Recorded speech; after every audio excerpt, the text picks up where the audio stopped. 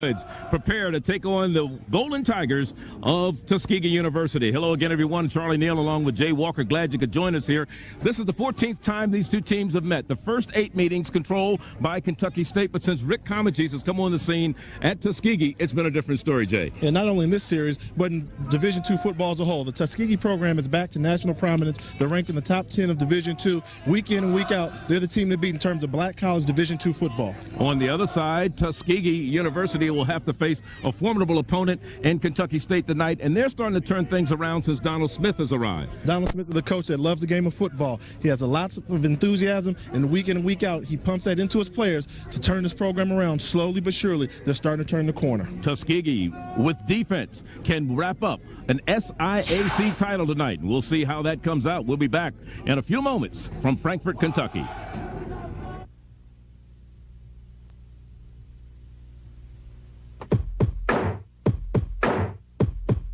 Catch the games.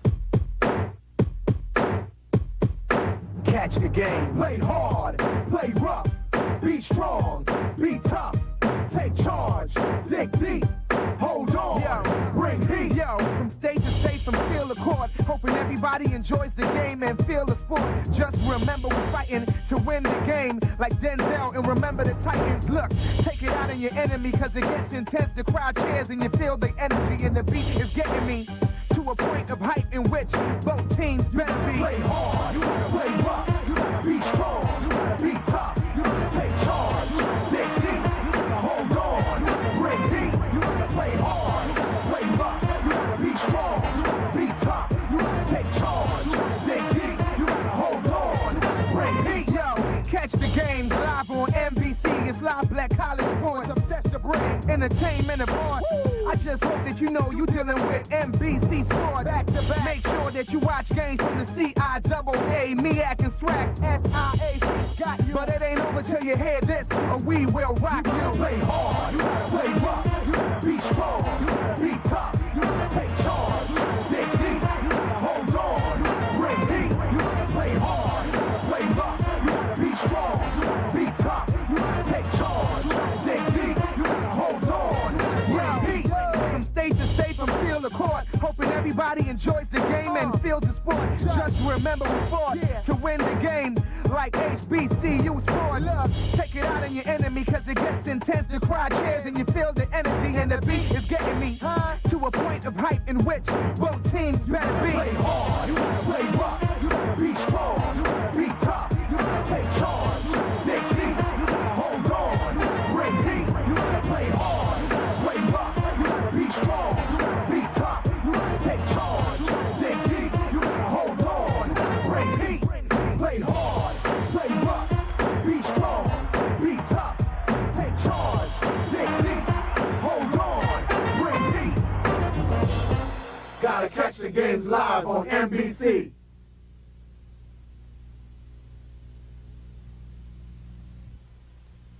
This is an MBC sports presentation.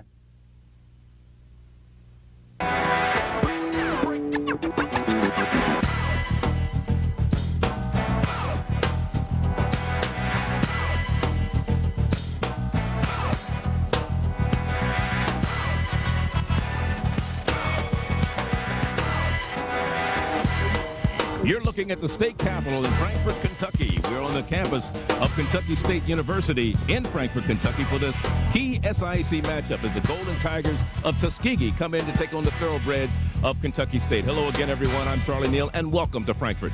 Tuskegee came into the season trying to three-peat as the SIAC champions, but they were going to have to do it with a lot of new faces in the lineup. But after starting the season 5-0, they silenced many of their doubters. For Kentucky State, they came into the season looking to regain respectability in the SIAC. And even though their record may not be indicative of the season and the type of team that they put on the field, their team you cannot take lightly. Let me bring in my partner, Jay Walker. And Jay, you look at this Tuskegee team looking to three-peat. They have a pretty balanced attack with the running game and the passing game, and the running game led by Cortland Florence. And Cortland Florence has been a coach's surprise. He came into the season as the backup running back, has emerged as the man, not only for this team, but in the conference. He's rushed for over 1,000 yards. He's got breakaway speed. He's an explosive type of runner, becoming also one of the most feared running backs in the conference.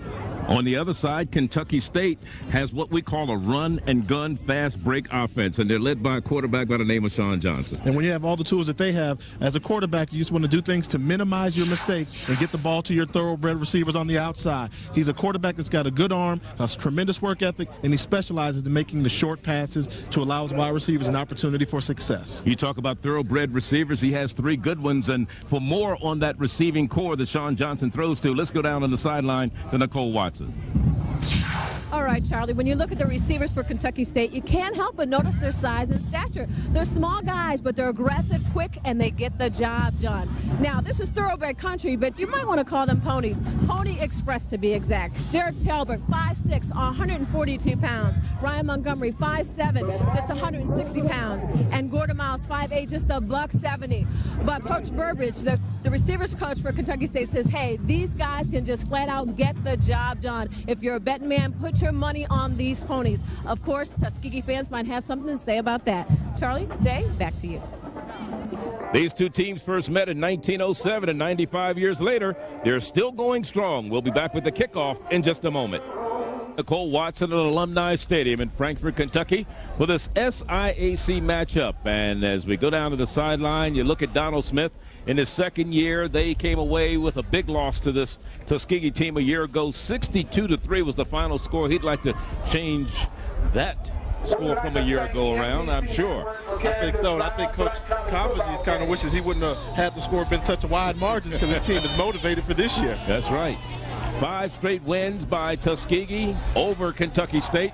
Kentucky State would like to snap that streak tonight, and as you look at the deep men for Tuskegee, they'll return the kick. It'll be Frank Walker on the near side, Jeff Stanton on the far side as Scott Lambert kicks it off, and it'll come down to Jeff Stanton inside the 5. He's bringing it out across the 20 up to about the 26-yard line.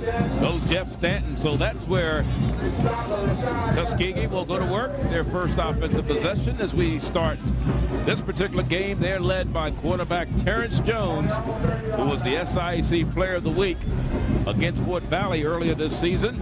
And there you see the stats on him: 12 touchdowns and 10 interceptions for TJ, the junior out of Norman Park, Georgia. They like to mix it up, run about 60-40 in terms of run-pass offense.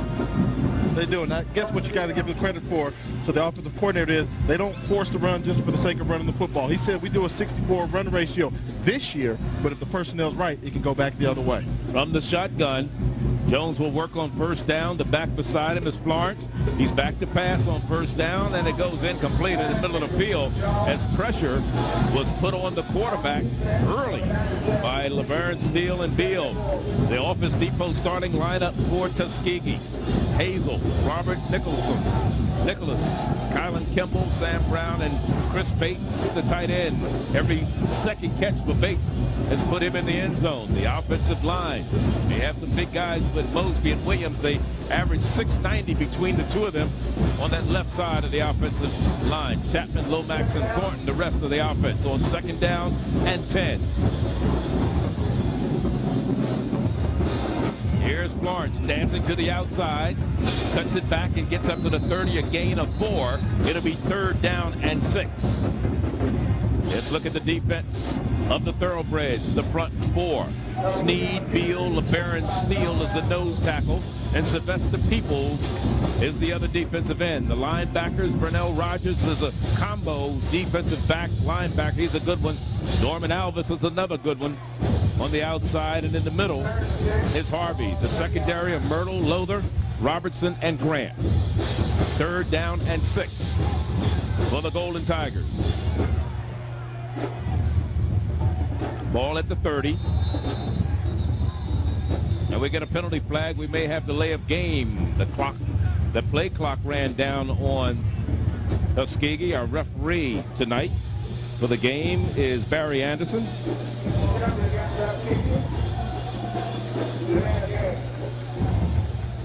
So the third down and 11 rather than third down and 5 as the ball is moved back to the 25-yard line.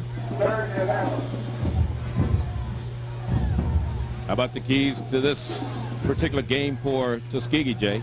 Well, they've got to eliminate hope early. They don't want Kentucky State to think they have an opportunity to pull off the upset today. They've got to get to the quarterback, as you saw them do on the very first play of the game, and they've got to control the tempo of the game, not let Kentucky State stay in the football game early, but control the tempo and keep the time off the clock. Kimball in and out of his hands on the third down and long pass. He had it, but let it go. And it was a good throw by Terrence Jones, and the ball falls incomplete. So to bring up a fourth down punting situation for Tuskegee, who brings on Travis Gums, who's the #1 punter in the SIAC. As you look at a dejected Kimball along the sideline. So the first punt of the ball game. And he gets off a high kick. Will not be returned. Takes somewhat of a Kentucky State bounce and goes out of bounds at the 42-yard line, 43-yard line. So that's where they'll go to work for the first time this afternoon, Kentucky State. And we look at their quarterback, Rashawn Johnson, after that 32-yard punt.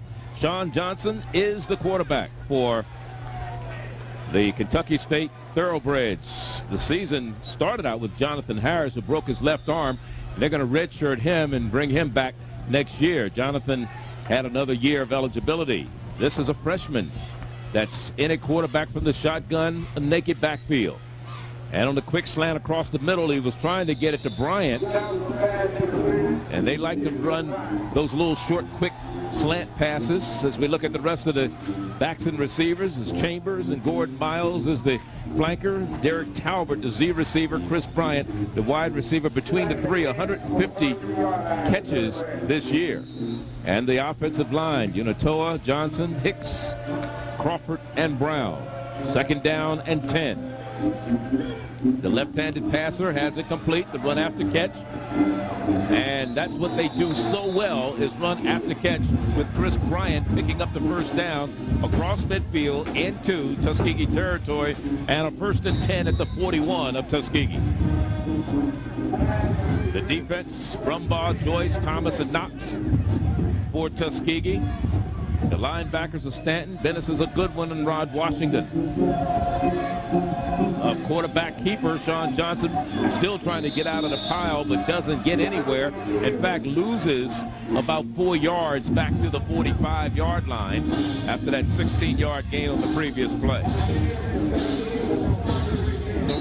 What you see there is they're trying to catch him off guard doing a quarterback draw. Tuskegee doesn't have a large defensive line, so they do a lot of stunts, just filling lanes and clogging gaps. Kind of tough to do runs against this defensive front.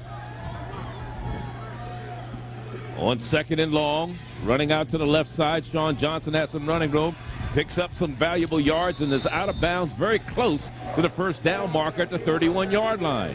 So he shows how fleet-footed he is. We got a chance to talk to him a little bit last night. He's a small young man in stature, Jay. Yeah, when you're a guy of his size, you have to be quick on your feet in order to get away from those guys that are chasing you. He has enough speed to outrun the linebacker there, tucked just inside of the first down marker there, to give his team a chance for a first down. As a matter of fact, I think they got it. They did get it. First down and 10. Ball spotted at the 31 of Tuskegee. The home team in the green and gold. And this one for Lester, Eddie Lester, the tailback. He gets a first down, and Tuskegee finding themselves reeling defensively right now. Yeah, what they're doing here is they're just trying to give him a little bit of trickery. Real short passes. Quarterback hasn't thrown the ball downfield past 5 yards. Get the ball to your playmakers any way you can. Let them make a couple tacklers miss to move forward. Doesn't matter who moves the chains, just a matter of moving the chains. On first down and 10. Johnson again throws. The ball is tipped in the air and it falls incomplete. And one thing that Coach Comegys told me yesterday, Jay, was that the key for them defensively is to be disciplined. In other words, if you're supposed to stay in a zone, stay in a zone. Don't get caught looking in the backfield and trying to do things you're not supposed to do. And you're supposed to be in a zone defense, and then all of a sudden you try to play man-to-man. So, those are the things that can hurt you. Second down and 10. Kentucky State from the shotgun again. Throwing into the end zone, looking. And it's in and out of the hands of Bryant, the intended receiver down there.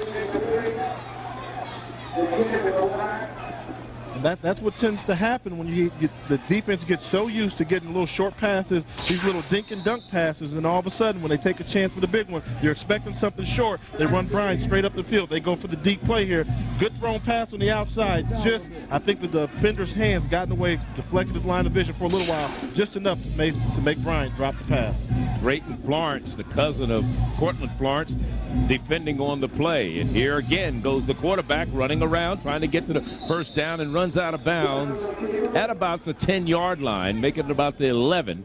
So it'll still bring up a situation. They do not have the first down, and we have a penalty flag on the play. Let's see what it's all about. Again, our referee tonight is Barry Anderson from the SIAC. Mr. Askew is their supervisor, longtime official on the field in the MEAC. So they're talking to Kentucky State, so the penalty may be against Tuskegee.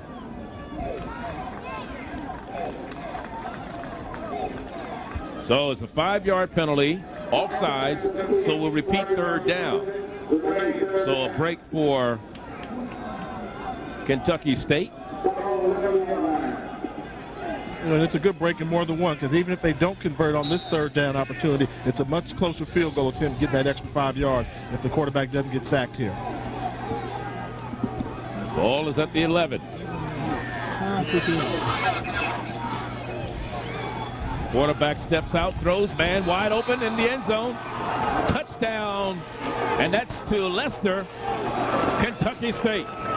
11 yards out. Great job by the quarterback to buy some time for his wide receiver to have an opportunity to do the curl route in the end zone for the touchdown pass. Good discipline shown by Sean Johnson on that opening drive for the Kentucky State Thoroughbreds. 57-yard drive. And now for the point after for Kentucky State is Scott Lambert, who's 17 of 21 in that department this year. Second in the conference at kick scoring, and it's up. And it is good. So we have a 7-0 ball game early on. Johnson going to the air with his 13th touchdown pass of the year, and he gets it to Eddie Lester, his first receiving touchdown. We'll be back. In part by the Verizon Reads program.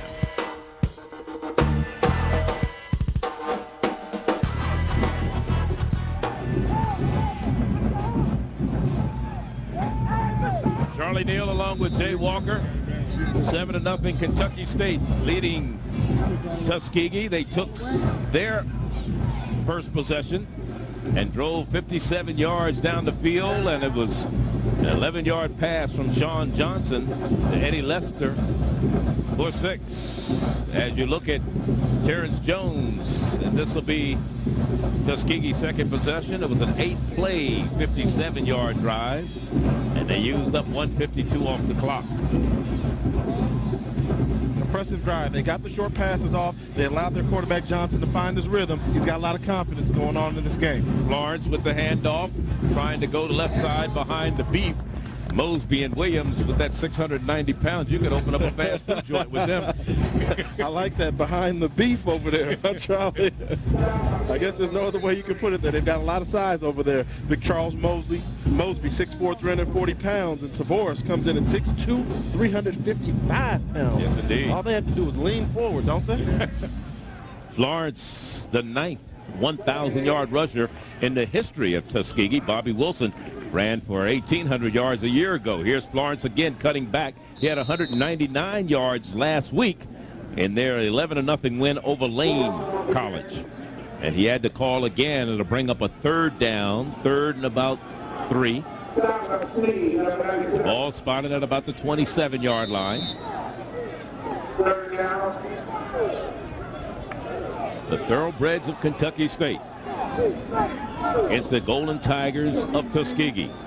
Tuskegee coming in 8-1, overall 6-1 in the conference, and this pass is complete to Kemble for the first down across the 30 to about the 32-yard line. So Kimball comes up with the reception. He dropped one on the last possession. Yeah, what you're going to see here, that's too much cushion that the defensive back is given. If you take a look there at Lowther, he's giving him too much cushion. It's 3rd and 5. You can't play 7 yards off the wide receiver. All he has to do is take 2 steps. He's got 5 yards up the field, and that's where they were able to get that first down. That was too easy, Charlie. Sam Brown comes to the bottom of your screen. Again, correction, make that Florence the lone setback.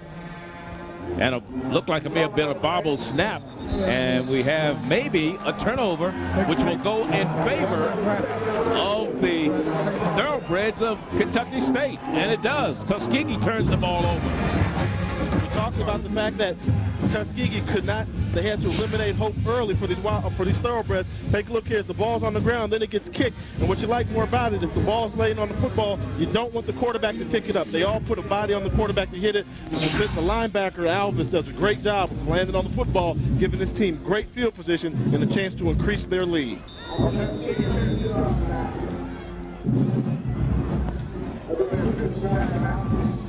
So they're starting in great field position. This is Kentucky State. Let's look at the keys to winning for Kentucky State, brought to you by Verizon. If you're Kentucky State, you have to limit your turnovers. This is a young team. They're explosive. Right now they're capitalizing on turnovers. They have to stop the run. We talked about how explosive Florence can be, and they've got to show maturity, show that they've learned from this season that they can play with the big boys in the conference, and they're learning week in, week out, always getting better. From the 32 of Tuskegee, Kentucky State leading 7-0, trying to add to their score right now. And here's a long pass, throwing it down the field, and it could have been intercepted very close to by Florence, Drayton Florence. He had his hands on it and just couldn't haul it in. For him, that would have been his 5th interception of the year, his 13th career. Yeah, you know what you have to realize here is Drayton Florence is a safety covering a wide receiver, so they must have done some type of blitz, forcing man-to-man coverage. The reason why the quarterback Johnson threw the ball so early, he knew pressure was coming. He was going to get hit. Florence had to anticipate that they were going to do some type of blitz and then the coverage, and he just missed it. 2nd down across the middle, and it is complete. And they do that so well with man coming out of the backfield. That was Chambers, the fullback, sophomore out of Chicago, transferred into Kentucky State out of Northern Iowa, and the team's number 2 rusher. But they've been putting him in the receiving position so far this afternoon. We haven't seen a setback beside or behind the quarterback, Sean Johnson, all evening. Yeah, and that's by the system. You know, they, like their coordinator likes to say, we like to spread them out, then pick them apart. You can't spread them with anybody in the backfield. Johnson rolling left, throws, and has it complete up to the down to the 20-yard line. And it's Bryant again on the reception, and it's enough for the first down. And you talk about the offense of Kentucky State. You know who their offensive coordinator is, and he likes to really put the ball in the air. He likes to spread them out. You see there, Brian does a good job of using his body. Got away with a little bit of push, and we say he's only cheating if you get caught. He didn't get caught cheating that time there. Pushed off, made himself big. He's a big kid, 6'2", 200 pounds. He's the big one of the Pony Express.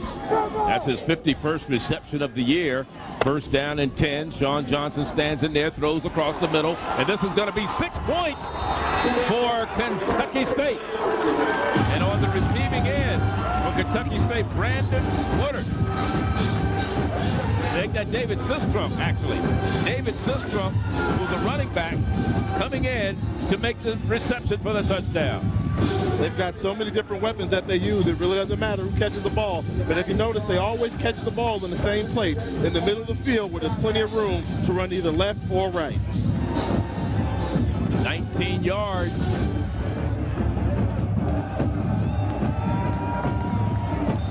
And it's good.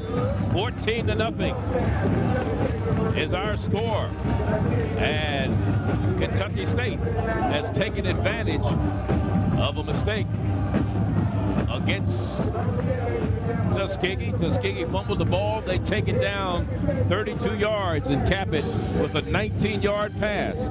Sean Johnson is 2nd of the evening, and it was David Sistrom on the receiving end. And we'll be back.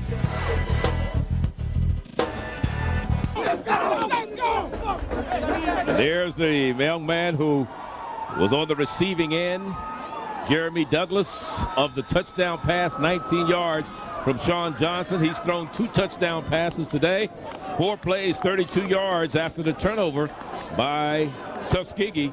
And they take it into the end zone for 7 more, and they lead it 14-0. This kick goes deep. Frank Walker decides he's going to down it in the end zone and not bring it out. That's Cortland Florence, actually number 3 back there, who had been returning kicks early but wasn't in on the opening kick. And it'll be brought out to the 20. Third possession for Tuskegee this evening.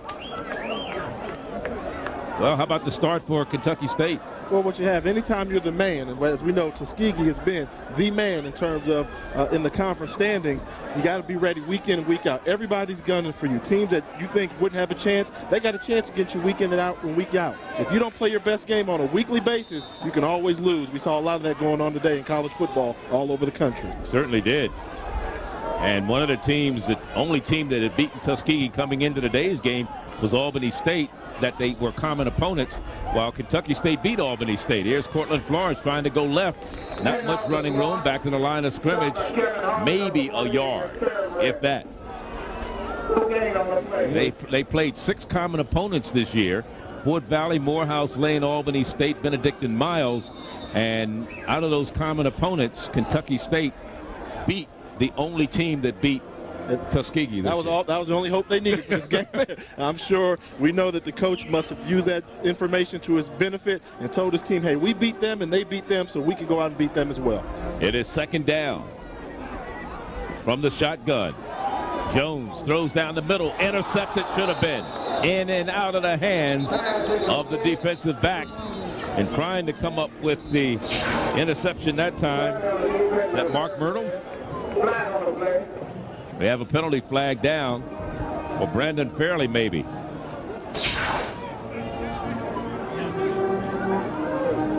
And let's see what this penalty is about. Offsides against the defense. When you talk about penalties, Tuskegee is the most penalized team in the SIAC. They came into today's game averaging 121 yards in penalties per contest. And that's just a little bit of signs of immaturity. You know, they've got freshmen and sophomore to start all over this roster. They only have around 4 seniors that start. So one of the things that they have to look about is the fact that Tuskegee has to capitalize on their penalties, and they have to do better than that.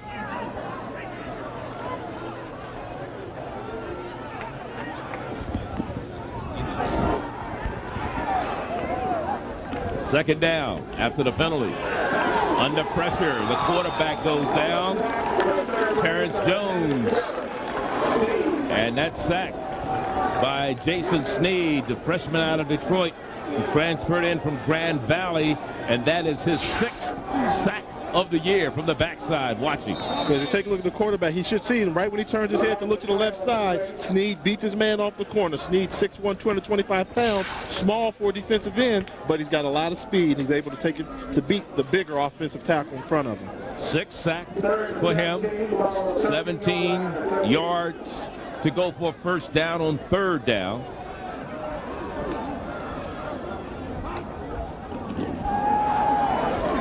This pass complete on the near side, but nowhere to run for the receiver Kimball, and that'll bring up a 4th down as the defense of Kentucky State all over that one. The ball will be punted from the 15. And what you'll see is every now and then down and distance will determine what the defense does. They decide to send a blitz on 3rd and long, making the quarterback throw the ball before his wide receivers have an opportunity to go 15 yards down the field in order to get the first down. Make the quarterback throw it quick and a 5-yard pass, come up and make the tackle. They're making good solid tackles. I like the play calling so far by Kentucky State. Gums for his 2nd punt of the night. Marcus Wright is the deep man for Kentucky State. They kick it kind of away from him. He'll field it at about the 39. Tries to get down the sideline and takes it back across midfield down to the 45 of Tuskegee. So good field position once again for the Thoroughbreds. They've been on their horse this evening, and they're leading it 14-0. Kentucky State with the lead and the ball. Let's go down to Nicole right now. All right, Charlie, thank you so much. Coach Smith told us for Kentucky State they were going to mix up their offense, and they've done just that with Lester and Douglas scoring. But after Douglas scored, he brought his players to the sideline. He said, listen, on defense, Tuskegee took it too personally. We're going to take it personally. We're going to try to play them honestly, but if we can't, we're going to throw all night on them if we have to. Charlie, Jay, back to you. They're still throwing, and I'll tell you, they've thrown to another receiver.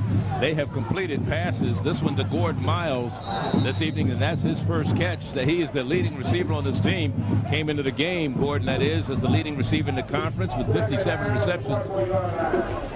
And 6 different receivers have caught passes this evening from Sean Johnson.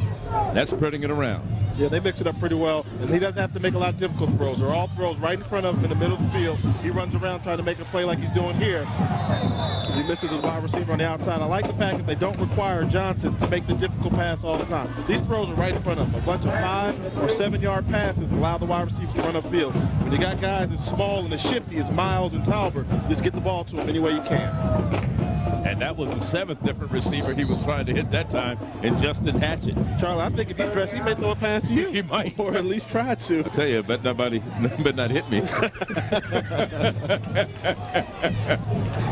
I told him that in the meeting last night. Their eyes lit up. And a sack of the quarterback back to midfield and bring up a 4th down punting situation and takes them out of any kind of range. Let's look at the backside pressure from Tuskegee. This is an example where he's got to get rid of the football there. He's had some success running the ball earlier. He's getting a little too comfortable running around with the football. Once he got initially on the outside, saw more bullets coming his way, get rid of the football. So the first punt for Kentucky State, Scott Lambert, and he aims it for the corner, but it goes into the end zone, and it will be a touchback. And Tuskegee will get the ball first down and 10 at their own 20, their 4th possession. But they lead it, trail it rather, by a score of 14-0, 5:15 remaining in the first quarter.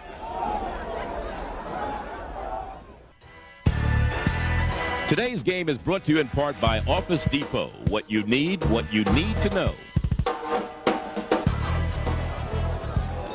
There you see Rick Comegys in his 7th year as the head man at Tuskegee.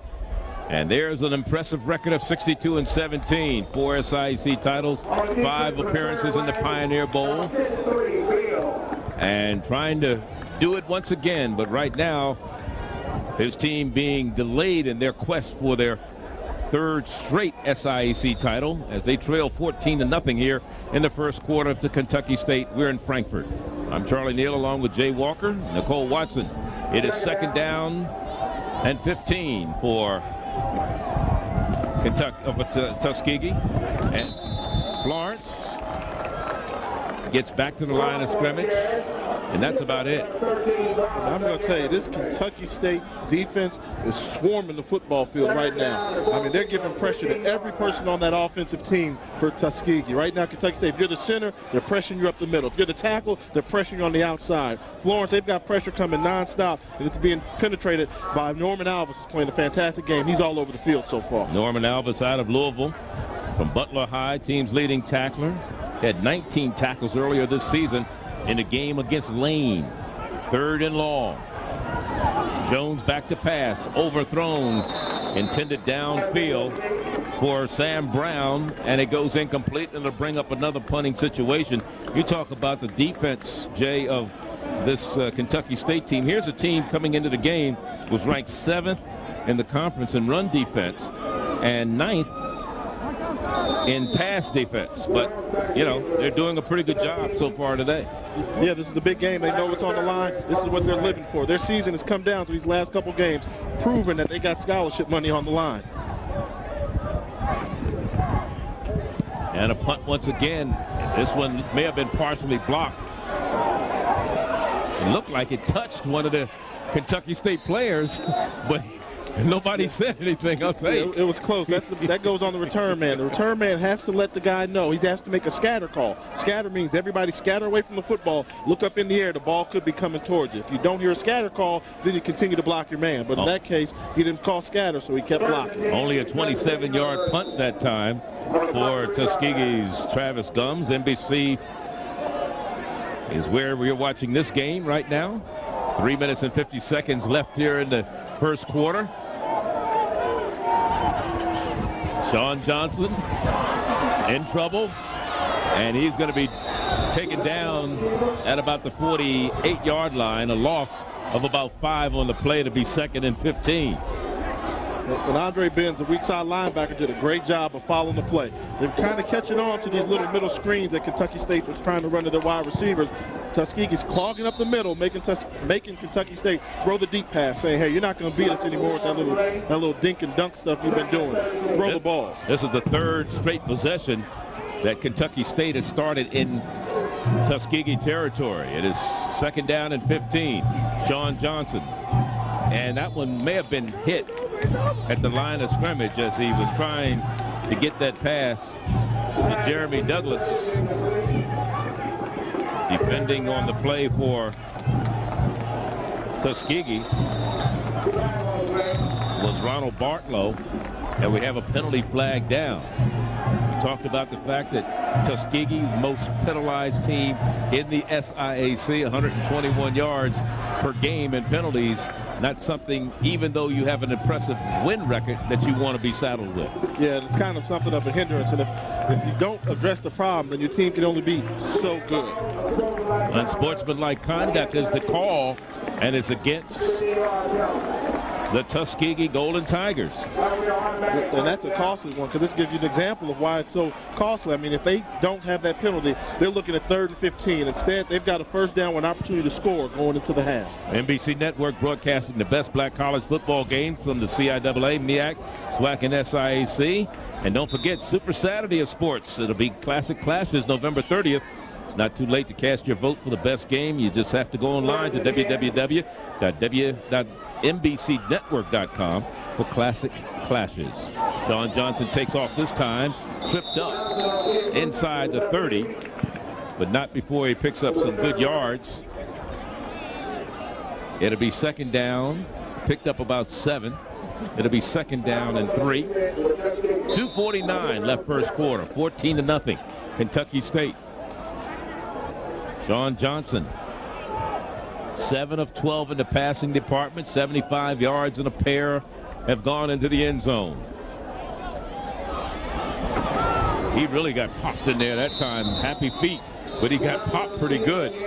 And the man who popped him was Franks Thomas. That was the man who made the stop defensively. Out of Bishop McNamara High up in our neck of the woods. Camp Springs, Maryland. And what's kind of happened is they've got these delayed crossing routes that they're running, and what they're doing is they're seeing man-to-man coverage. Delayed crossing routes work well against zone coverage, but against man-to-man, if you're taking your time running, the guy can just stand right there and still guard you. That's what's throwing them for some confusion right now. Well, I think they went man-to-man early on, and Greg Green, the defensive coordinator, made the adjustment. Lester with the first, I believe, running play for Tuskegee, other than the quarterback running, as far as a running back, someone other than the quarterback rushing this evening. So Lester doesn't pick up the 1st down, but they're going to try the field goal. And coming in is Scott Lambert. He is 8 of 15 in field goals this year, 46 the longest. This will be a 41-yard attempt.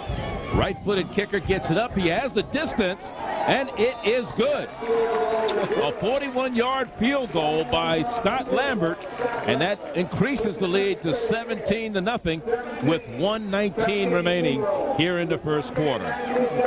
You know, we talked about the fact that was the first run that Kentucky State has called. That was a setup run, what they did there. They ran the ball clearly to the right side. I'm assuming that Scott Lambert likes kicking from the right half compared to the left, and it paid off for him because he made a field goal that he normally doesn't make all the time. So the 41-yard field goal makes it a 17-0 ball game. And on 3 of the 4 possessions for Kentucky State this evening, they have gotten some points off of it. Yeah, that's important. It is. They've taken advantage of having the ball on the Tuskegee side of the field most of the game. Right now, no, Coach Comates is wondering, will his team get off the bus? Seems like his team hasn't even got off the bus yet. Right. Have they gotten here yet? He's wondering what's going on. They better kick it into gear, because if they give up another uncontested touchdown or field goal, then that's going to might be too big a ditch for them to get out of. Well, when you look at the SIAC, I mean, this is kind of a surprise for a lot of people, what they're seeing here with Tuskegee. Of course, they beat Fort Valley. Fort Valley 6-1. but in head-to-head competition, Tuskegee beat Fort Valley this year. So that's who they're battling for that SIAC title. And Fort Valley, they're sitting there watching and hoping. Yeah. Who do you think they're pulling for in this game? They're saying, go Thoroughbreds, go. At one point, Tuskegee and Bethune-Cookman were the only unbeaten teams in Black college football. Bethune lost today, so there are no more unbeatens. We'll update you on that in a little while. Coming out of the end zone for Tuskegee is Jeff Stanton, and Jeff Stanton's down the far sideline. He may go all the way. Jeff Stanton, are there any flags? No flags. Touchdown. Jeff Stanton with the kickoff for a touchdown. His longest return prior to that one was 45 yards. Jeff Stanton, a senior from Montgomery, Alabama, just electrified the Tuskegee faithful with that return for 99 yards. And there weren't any flags, but I thought I saw a couple blocks on that sideline that should have been called, some blocked in the backs. But like we say, they didn't get caught. You can't worry about that. A big play like that gets you right back in the game. Kentucky State has to make sure they respond appropriately. Don't think that everything's caving in on us now. First kickoff return for a touchdown this year by Tuskegee, and it couldn't have come at a more opportune time. A minute left in the first quarter and trailing 17-0. And now on for the point after, Travis Gums, who has been perfect in PATs this year, now 27 of 27, and his team is on the board, trailing 17-7. What you're going to get here, they're going to set up a wedge. He's going to fake the run going this way, and he's going to come back. You've got a wall of defenders here. Up here, you're going to see what I think might have been a block in the back. Right there, you see the defender push him in his back. He had good position on him. That's what I thought they might have called. But Stanton does a good job of accelerating, getting to where the wedge was set up to go along the outside. They ran a left return. Speaking of Stanton, this is Mr. Everything from him. He's their punt returner, their kick returner. He's their holder. Right. He's a defensive back. He's just a football player. I like how he sets up the run to the right side, and then with 2 steps, boom, he's taking it along the left side, down the sideline where he's got a wall of blockers set up there. Those are definitely some blocks in the back there, but like we say, it's a good job. Caught, right? Yeah, not cheating. You don't get caught. He didn't get caught. So his coach is telling him, hey, great block because it worked for you. So we have a 17-7 ball game with that electrifying 99-yard return. This was my favorite part about being a football player, allowing the band to get something to get excited about. You're losing 17-0. The band is like, why did we even come? you put some points on the board. You give them something to celebrate. They may play your show tune for you, your favorite song. Short coming down to Marcus Wright, and Marcus Wright cannot repeat the feat of his counterpart, Jeff Stanton, but the ball is spotted at the 25-yard line. And that's why you have to be, this is what Tuskegee is showing right now, that they may be a great team because you have to count on different aspects of your team to pull you through. Right now, the special teams are trying to pick it up for the rest of the offense and the defense to get them going. Maybe let's see if the special teams can motivate this team enough to pull this game out. With 52 seconds left in the first quarter, at their own 27-yard line is where Kentucky State goes to work for the 5th time this evening. Sean Johnson gets a block, rolls out left, throws incomplete. And a penalty flag is going to be whistled against Tuskegee. David Musa defending Chris Bryant. There's Musa right there out of Laverne, California. It's got to be defensive pass interference. And again, that's one of those penalties that's haunted Tuskegee all season long. Yeah, they can't continue to give teams hope by helping them out. It's tough enough for a team to get a first down on you when you're as good as you are. In this case, you just got to let it go. I don't think this was a catchable ball. You take a look at it. The ball was thrown about 15 feet in the air. He comes over there and pulls his arm down. You just got to let it go. Make that guy make that great catch. And the official was there to catch him shooting this time. So 1st and 10 at their own 40. The penalty so far, Tuskegee 4 for 39, 1 for 5 for Kentucky State. And some running room now for the quarterback, Sean Johnson. Turns the corner, gets out of bounds, and gets the first down. Or close to it. Let's see where they mark it. They say he stepped outside the midfield stripe. I thought he went a little further before he stepped out of bounds. I did too. I thought it was a little odd. You know, I know he's a little guy. He doesn't really want to get hit. He saw that train coming at him, but he's got to do a better job. He could have gotten at least 6 more yards on that run there. As you'll see him there, he's going to take a look downfield, the zone coverage. Everybody's covered. The offensive line does a great job of blocking Big Ben over there on the left side. And as he cuts up the sideline, you'll take a look. If he goes straight forward, he's got at least 4 or 5 more yards, but he just ran out of bounds too soon. You got to have more field presence than that. And he brings up a 2nd and 2 for his team when he could have automatically got the first down. There's a timeout on the field. First timeout taken by either team.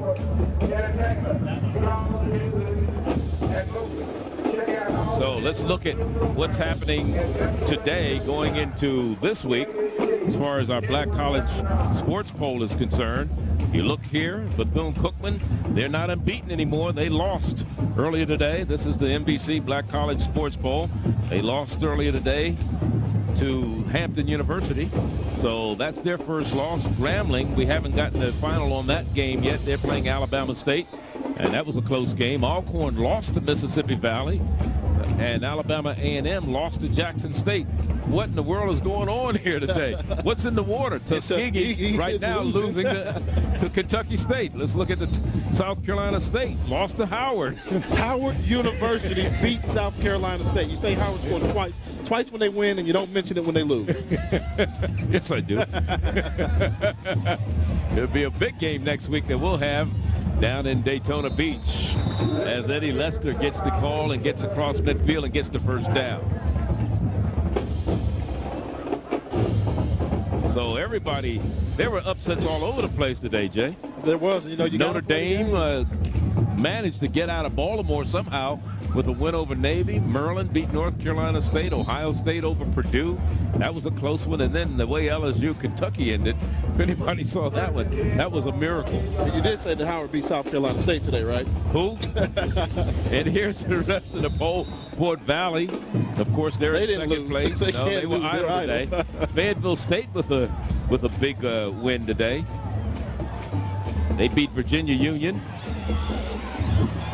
Here's Johnson throwing, has a man wide open, and it is complete. And on the receiving end, let's see, that is Douglas again. Jeff Douglas, who already has a touchdown to his credit this evening, and another first down for Kentucky State. Yeah, that's the Smurfs. Remember the Smurfs? That's what we call them, the ponies. But these guys remind me of the Smurfs. Yeah, they're the miniature ponies or something like that. That's the end of the first quarter here. Then Frankfort, Kentucky, 17-7. Kentucky State over Tuskegee. And we'll be back in a moment. Board first, Johnson 11-yard. They have it at the 37-yard line of Tuskegee.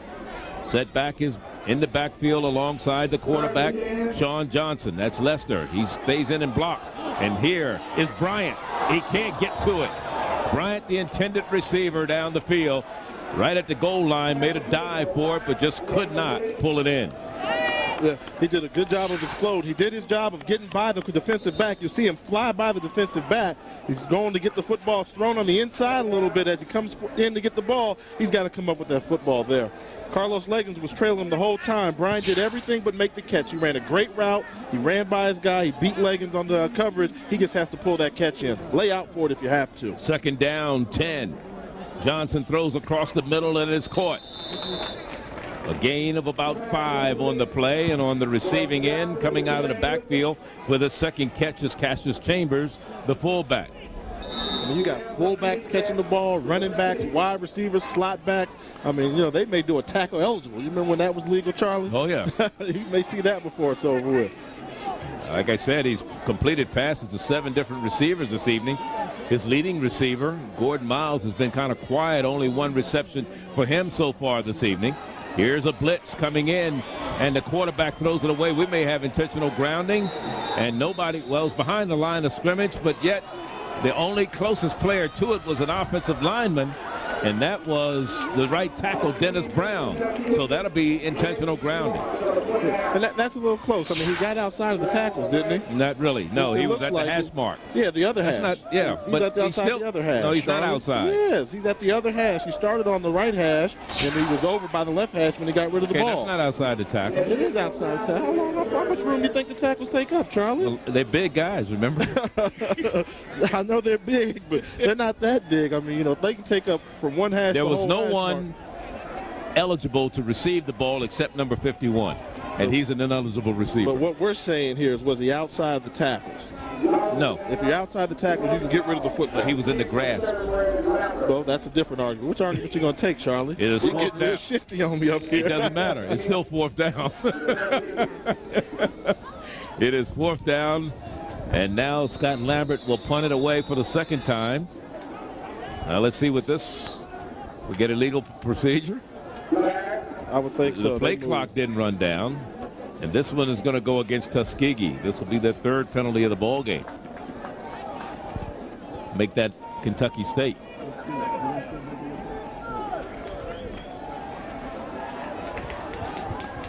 So they'll move them back. Jeff Stanton, who's already had a 99-yard kickoff return for a touchdown, is back to receive the punt of Scott Lambert. As you look at Rick Comegys, there's Scott Lambert, his first punt and only punt of the night, covered 50 yards.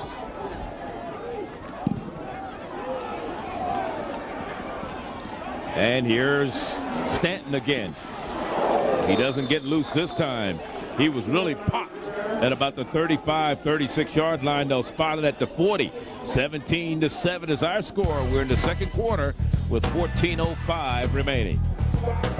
We're in Frankfort, Kentucky. Of course, Kentucky is known as the Bluegrass State. I've been looking for some bluegrass since I've been here. Nicole, green to me, doesn't it? What do you have to say about this? Well, that's right, Charlie. And believe it or not, this is bluegrass. These long strands are bluegrass, and it's very, very green. But history says that when the settlers during the pioneer days came through here, that it would have a bluish purple cast to it from far away or high above. And when traders went to the market to trade this stuff, other traders from parts of the country said, hey, let me get the seed from that bluegrass from Kentucky. It created a bluish cast. And so now it became a premium product they wanted to trade. They like to use it here on the football field because, again, the long strands make it great for football. Charlie and Jay, back to you. And even though sometimes you find opposing teams complaining about it's a little long, they didn't cut the grass. I was glad we weren't at Boise State, where they do really have blue really got grass down on the field. But when Nicole held it up, I was going to say, I need to go see my ophthalmologist, Dr. Anderson, because my eyesight's a little messed up. It looked green to me. First down and 10 for Tuskegee. Back to pass is Jones. Throws, and it's caught down to the 30-yard line and still on his feet. And battling for more yards is Sam Brown. Sam Brown with his 30th reception of the year. He has 71 for his career. When I talked to Coach Woody before the game, he said look for Sam Brown to make some plays. We've added a couple wrinkles to the offense to get the ball in his hands. We think we can exploit him one-on-one with one of their safeties. It's crossing route, coming across the middle, trying to attack the middle of the field. Tuskegee is going at the middle of the field deliberately because they feel that the Kentucky State safeties are vulnerable. And there was a penalty flag on the play, so they're going to tag on some more yards. This must have been a 15-yard or whatever it is. It's going to move the ball all the way down inside the 20. I did not see what the penalty was. They say it's roughing the passer. So after Terrence Jones got the pass off, they tag on 15 more yards after the great catch and run by Sam Brown right there. May have gotten a face mask on that also. So we had a number of penalties there as Cortland Florence tries to pick up some yards on the ground down to the 16-yard line. A gain of about 2, maybe 1 for Cortland Florence. So it'll be second down and 9. And down here, we'll see how good they are. They would love to get a touchdown right now. Field goal would be great, but if you're Tuskegee, you have to make sure you just end up by putting some points on the board. 5th in the conference in red zone offense. That is Tuskegee, 11 of 18 in that department, 9 touchdowns, 5 on the ground. And here's Cortland Florence trying to get one of those ground touchdowns. Gets down inside the 15 to the 14. You know, one of the things you talk about red zone and inside the 20 and how well you do or don't do. You know, you talk about the fact that they got 11 of 18, 9 of those to come by way of touchdowns, 5 running, 4 passing, 2 of 5 field goals. But the intangibles is when you get down there and you turn the ball over. They fumbled it once away. They fumbled it away once, and they've had 2 interceptions in the red zone this year. And that's an opportunity to put points on the scoreboard. They call the red zone anytime you get the ball inside the 20-yard line, meaning you're going to score. Look at the NBC Mighty Bluegrass Country. Yes, that's indeed. clever. That's where we are. And Cortland Florence trying to go left this time. This was a 3rd down running play, and he's down to the 10. We have flags down on both sides of the field. Is it offsides against the defense, or we have – this may give them even better field position, that is Tuskegee. Looks like we may have offsides.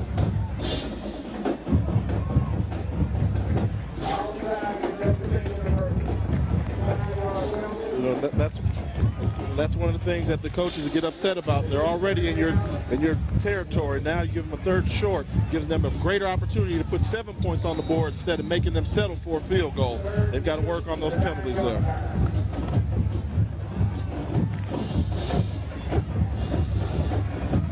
Ball is spotted at the 9. And they give it to the big fullback. Very close to the 1st down. Let's see if he made it. That was Robert Nicholson. Nicholson is a big fella. Yes, he is. He's only about 257. He's only 5'10" is what you want to say. He's 5'10", 257 pounds. When he gets that ball and he gets that momentum going towards you, look at that. 2 guys hit him at the same time. 3, 4, 5, 6. Look at this. All these guys on him. Guys leaning all over him. But he got the 1st down. And his first to go. I saw your brother on TV today. Lorenzo from Kentucky. Okay, Charlie. It is 1st and goal. Nicholson, the up back. Florence, the 2nd back, and we're going to have procedure penalty going against Tuskegee. You know, the beauty about this college football game is you deal with such young kids, and these are great young men, and they're so influenced. You know, my favorite thing about this whole weekend we've been here is you see the penalty being assessed against Tuskegee is when we ask everybody, who was the legendary Charlie Neal, without giving them your name. And the first response we heard when you said hello was Lou Rawls. And I know it hasn't been the first time you've been confused with Lou Rawls. I just like the frankness of these young men to speak their mind. And how do they know about Lou Rawls? That was what I didn't understand.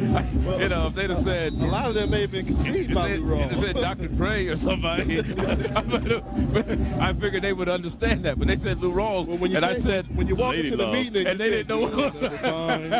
It was easy for them to catch on. It is still 1st and goal. Here's Florence trying to go right. Has some running room. He's in. Touchdown. Touchdown, Tuskegee.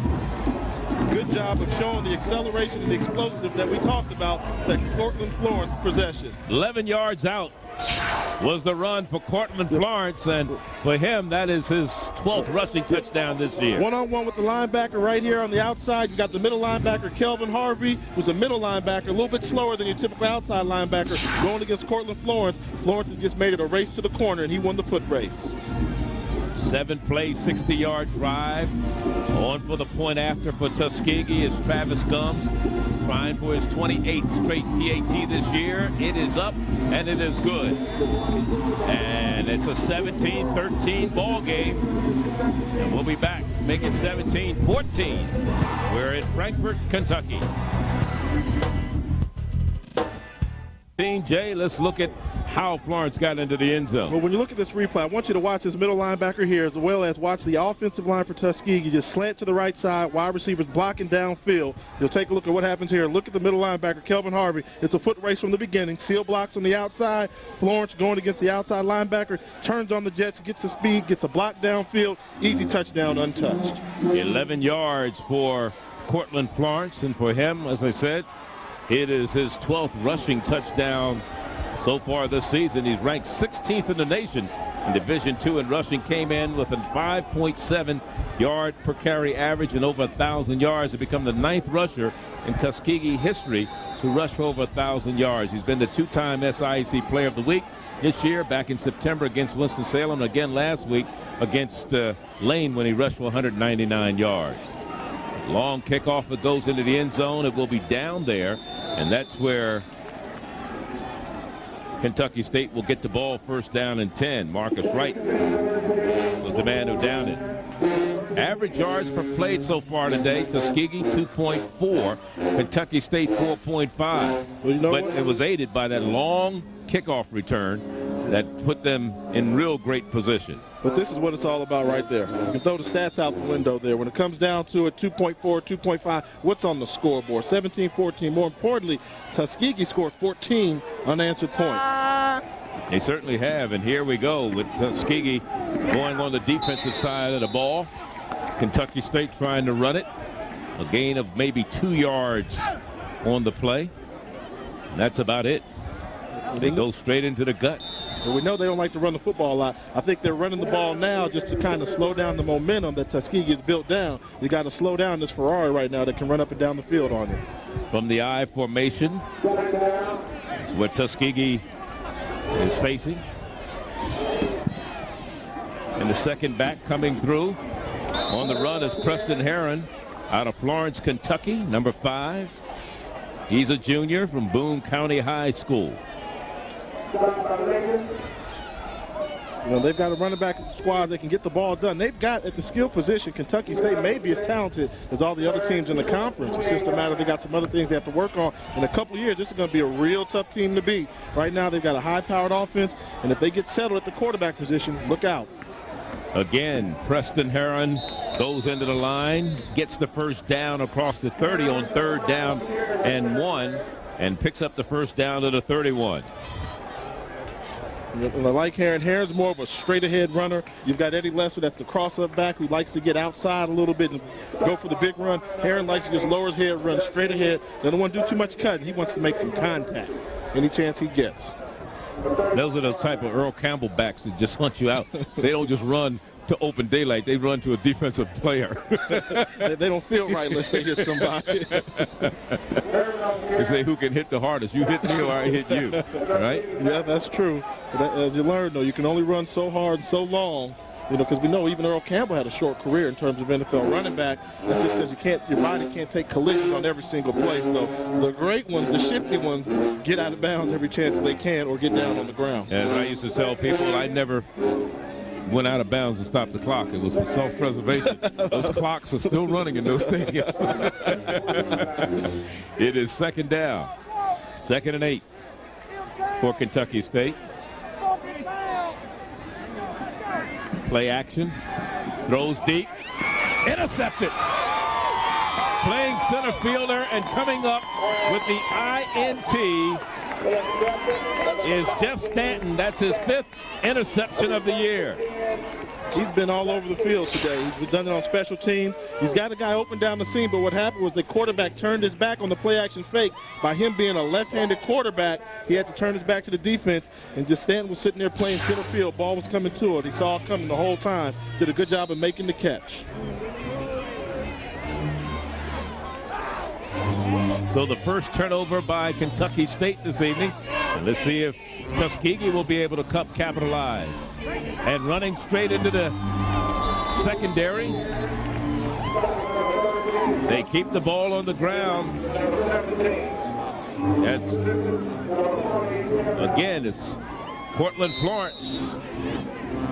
And he's starting to pick up some valuable yards, trying to pick up where he left off a week ago, where he rushed for 199 yards in the 11-0 win over Lane.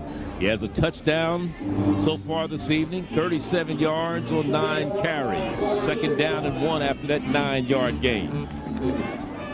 This time it's the fullback, Nicholson, who goes straight ahead and picks up the first down. Well, that's, you know, you can tell nobody wants a piece of Nicholson when he's running the football there. Good job of cutting him underneath there. You get a guy that weighs that much, you got to tackle him low. I like the angle that was taken there by the linebacker. They're just cutting his feet from underneath him. 1st and 10 in Kentucky State territory is Tuskegee. They started this game slow. They were trailing 17-0 in the ball game. Here's the quarterback under pressure, though. This time, quarterback is brought down by Peoples. Sylvester Peoples comes up with the sack, his 7th of the year. He had 3 sacks against Benedict earlier this season. And you see Peoples, 6'3", 225 pounds, just pouring on the speed. You got a matchup with Peoples, who weighs 225, going against a 312-pound offensive tackle. He turns on the speed. Quarterback can't drop too deep in his drop, or else Peoples going to beat him to that. Peoples will be waiting for him in the pocket, I should say. 2nd and 17 after the 7-yard loss on the sack by Peoples. And again, Florence nowhere to go. Back to the line of scrimmage, maybe a half a yard on that last one. And it'll bring up a 3rd, and we'll still call it 17. This situation here is what offenses don't like to be in, 3rd and long. You go through some of your specialty plays, your screen passes or your draw plays here, all set up by that sack by Peoples on the previous play there. But they've got some explosive receivers down the field. They may take a deep shot here because if you throw the deep pass and it's intercepted, it's almost like a punt. 3rd down and long. Let's see what they come up with. Terrence Jones out of Colquitt County High is the quarterback. Came into the game as the number 2 in the preseason poll. Illegal substitution this time against Tuskegee, so that'll bring up even longer yards. They have not taken a timeout, or have they? They may. We'll be back. 2 after the penalty for illegal substitution. 3rd and 22 facing Tuskegee. Terrence Jones in the empty backfield, working from the shotgun. As time steps up, throws, has a receiver out there. It's incomplete. Brown was the intended receiver, or was it? No, that's not Brown, the intended receiver for Tuskegee. And it's not Kimball either.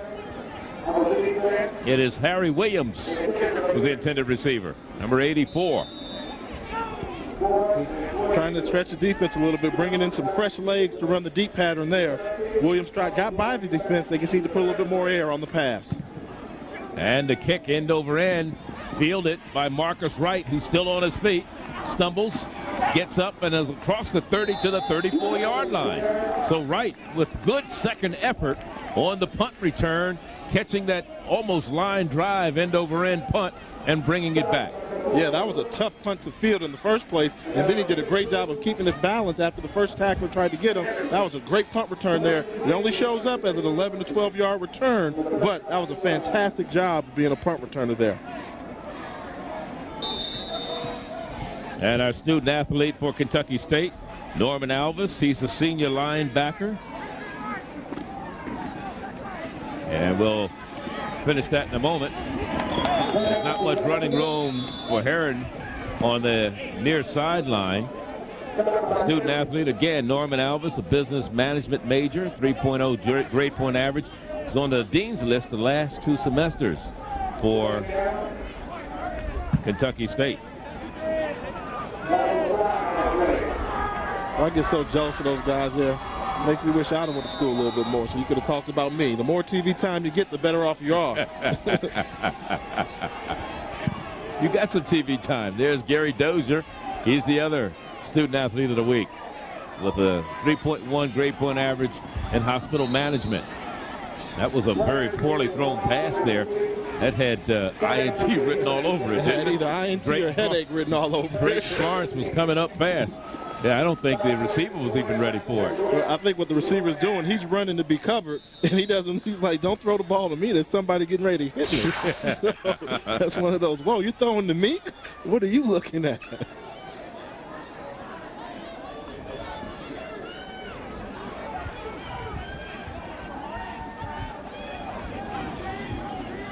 .525 remaining. Heron on the keeper gets it back to the 31-yard line. It'll bring up a 4th down punting situation.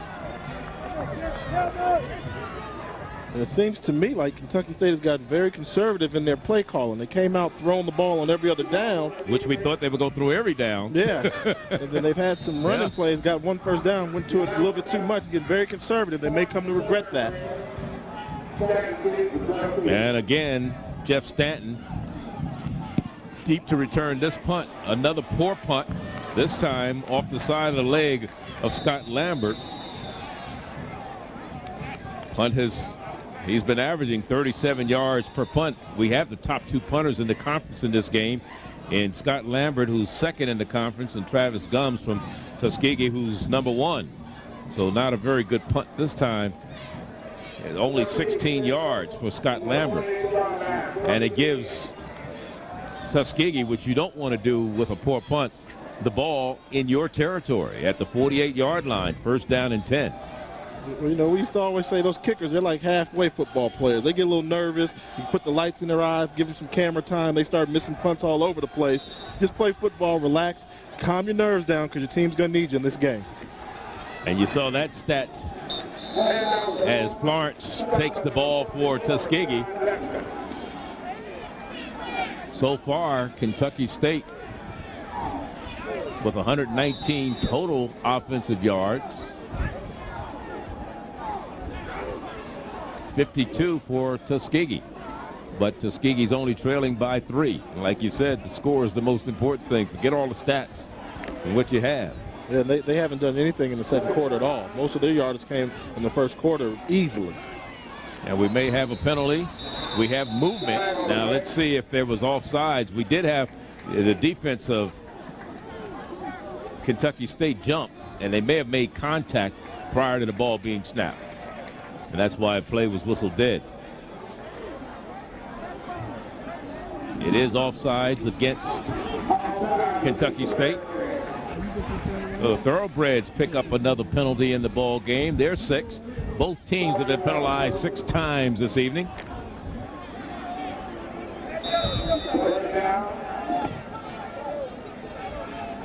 This Kentucky State defense who gave up in their first game against Western Kentucky 525 yards of total offense, 357 of them on the ground. And here's the big fullback, Nicholson, trying to get something going, and they almost took the ball from him. They hit him pretty good on that same arm and side that he's carrying the football, and he managed to pick up a yard. When you told me they gave up 557 yards last week, I was saying, man, I Not wish I last had week. Or against Western Kentucky. I wish I was playing quarterback in that game. But then you told me 350 came by running, so I didn't miss anything. I didn't really miss anything. Second down and 9. 3:35 to go. Clock ticking in the second quarter. 17-14 score. On the option, they tried to pitch it back to Florence. And Florence is going to be taking a big loss as he goes out of bounds in front of his own bench there. So the loss is back to the 48-yard line. Let's watch it once again, Jay. Yeah, this had trouble from the beginning. Looks like the fullback held on to the ball a little bit more. You just had penetration up the middle. Quarterback was pitching the ball, trying to make something out of nothing, knowing that he was going to get sacked. And ended up, instead of him getting sacked for a 4-yard loss, they ended up taking an 8-yard loss. 11. Play. Actually, it was an 11-yard loss. So to bring up a third down and 20. And the ball is back at the 48-yard line on 3rd and long. Empty backfield once again for the quarterback. Terrence Jones. Jones standing in there, throws too high for the intended receiver. That was Marcus Wright defending on the play. Intended receiver was James Lewis. Waiting to see him get loose tonight because they were saying some very complimentary things about his ability as a receiver. So again, Tuskegee's Travis Gums will punt it away. Boy, what a boomer. You need that when your back is when you're punting from your end zone. Yeah. So a 48-yard punt for Gums. A 17-14 game is what we have, and we're in Frankfort. Today's game is brought to you in part by the Verizon Reads program. the state capitol here in Frankfort, Kentucky. 17-14 is the score, and let's look at our Office Depot NBC Player of the Week. The co-players this week, first of all, Cortland Florence, Tuskegee, 6'1", 195 junior from Fort Lauderdale, rushed for 199 yards and on 27 attempts last week, while going over the 1,000-yard mark for the season. Tuskegee beat Lane 11-0 in our offensive player or player of the week is defensive back Rashawn Mathis of Bethune-Cookman. He's a senior from Jacksonville, Florida, who recorded his 11th interception of the year with 41 seconds left in the game. It stopped A&T as they were driving as the Wildcats beat the Aggies 13-12. So congratulations to both Cortland Florence of Tuskegee and Rashawn Mathis of Bethune-Cookman, our co-players of the week. And they keep the ball on the ground. That is Kentucky State. You know, one of the things I was asking Coach Comegys, Jay, was because Kentucky State likes to throw the ball so much, was there any team that they played this year that prepared them or threw the ball as much as Kentucky State? And he said Lane last week. He said their quarterback was a little more mobile, but the same type of offense is what they ran. So it was good that they played a team like Lane last week to get them ready for this Kentucky State team. Beneficial scheduling. Second down. 8.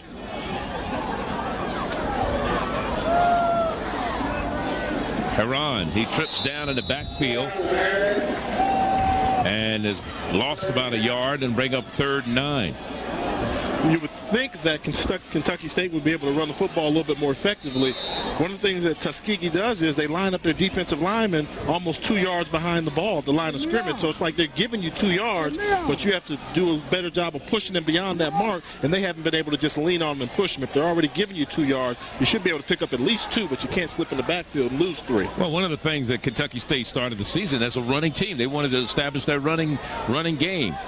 And there you see what you were just talking about, Jay, how they line up off the ball, which you would think gives the offense back a little more momentum getting to the line of scrimmage, but it hasn't worked out. And they've changed their offensive philosophy early on in the season, and it's Coach Donald Smith and decided, hey, I'm going to go with the pass offense and not run as much, and it has provided some effectiveness for them. I mean, they have 4 games that they lost by a total of 28 points. Yep. That's 7 points average a game. So their record could be a lot better than the 2-7 we're seeing. They could be very well 4-3 coming into the ball game. Yeah, we see here from this game in the first half, they have the potential to play with anybody in the conference. Week in and week out, they've got an opportunity to win football games, and they're showing us why here. You look at them on paper, 2-7, it doesn't impress you like you said. But when you look at the scores, you take a look at the box scores, they're in every football game. And as a football coach, like Coach Smith said, you want to have an opportunity to win every week. Well, don't forget tomorrow night at 8 on NBC, experience the passion and the pain that shaped the story of a people when we look at the lives Malcolm and Martin. Don't miss this edition of Story of a People. It comes your way Sunday. That's tomorrow night at 8 p.m. right here on the MBC Television Network. I'm Charlie Neal along with Jay Walker, Nicole Watson. We're in Frankfort, Kentucky. We're on the campus of Kentucky State for this SIAC matchup. Kentucky State trying to wrap up their season. They do have a game left after tonight. 1 game left. I believe it's Clark Atlanta that they play next week right here in Frankfort. This is the final SIAC game as that punt just got off the foot of Scott Lambert, and now we have a flag. Oh, no, you got a flag, and then you got retaliation. That's got to be one of the weirdest football plays I've seen there. Of course, Tuskegee trying its best to wrap up his 3rd straight SIAC title. And there you see Donald Smith. He's really given Heron the blues down there on the sideline. He's got him with the jersey. He's doing a Woody Hayes on him. I mean, Heron will be lucky if but at least it's his own team. It's not the opposing team. But he's caused his team to get a penalty. Yeah, I mean, you take a look at it, he wants to know about that. I mean, he'll be lucky if he's in this football game, and that's kind of a cheap shot. Right now, at that point, that was the most vulnerable position a football return man could be in, sitting around, standing around, looking. Well, you know, they changed the college rule for the penalty this year on the player who's waiting for a punt. It used to be a 5-yard penalty with the halo rule. Now they increased it to 10. Yeah. So again, you don't want to, as a team or coach, put yourself or your team in position where you're going to be penalized 10 yards right off the bat. Yeah, that's for protection purposes, and I agree with that rule change all the way. I mean, they're most vulnerable when they're looking up in the air or they're trying to get away from the football and somebody's coming and taking a whack at them when they're not expecting it. Now let's look at it once again. He's clearly standing around the pile. I mean, he's vulnerable. He's open. I mean, he's lucky he's not. I mean, in that case, Stanton is very lucky that he's getting up. I mean, take a look at this. Standing around there, and the guy just comes in and just whaps. He's not even going to touch the ball, so that that's an unsportsmanlike conduct penalty. Yeah. And now the officiating crew trying to sort things out here.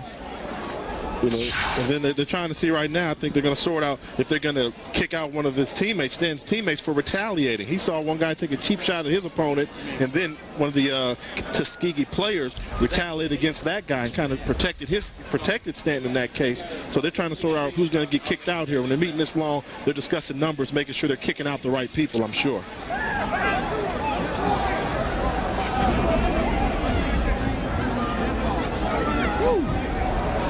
It's unfortunate they were offsetting penalties because of the retaliation factor. It was so actually Kentucky State made out pretty good in this whole situation. Yeah, I think they have to use some type of judgment in that case there. I mean, that should have been a personal foul with a possible ejection, and then the guy that's retaliating, something like that, give the officials the liberty to use their own judgment in that case there. Because we clearly know there was one party. No, you don't want to do that. No, you have to have rules. You have to have rules. You can't just rules are made to be broken. Here we go with some other scores that's happening. Homecoming in Tuscaloosa, and Stillman comes out victorious over Benedict College.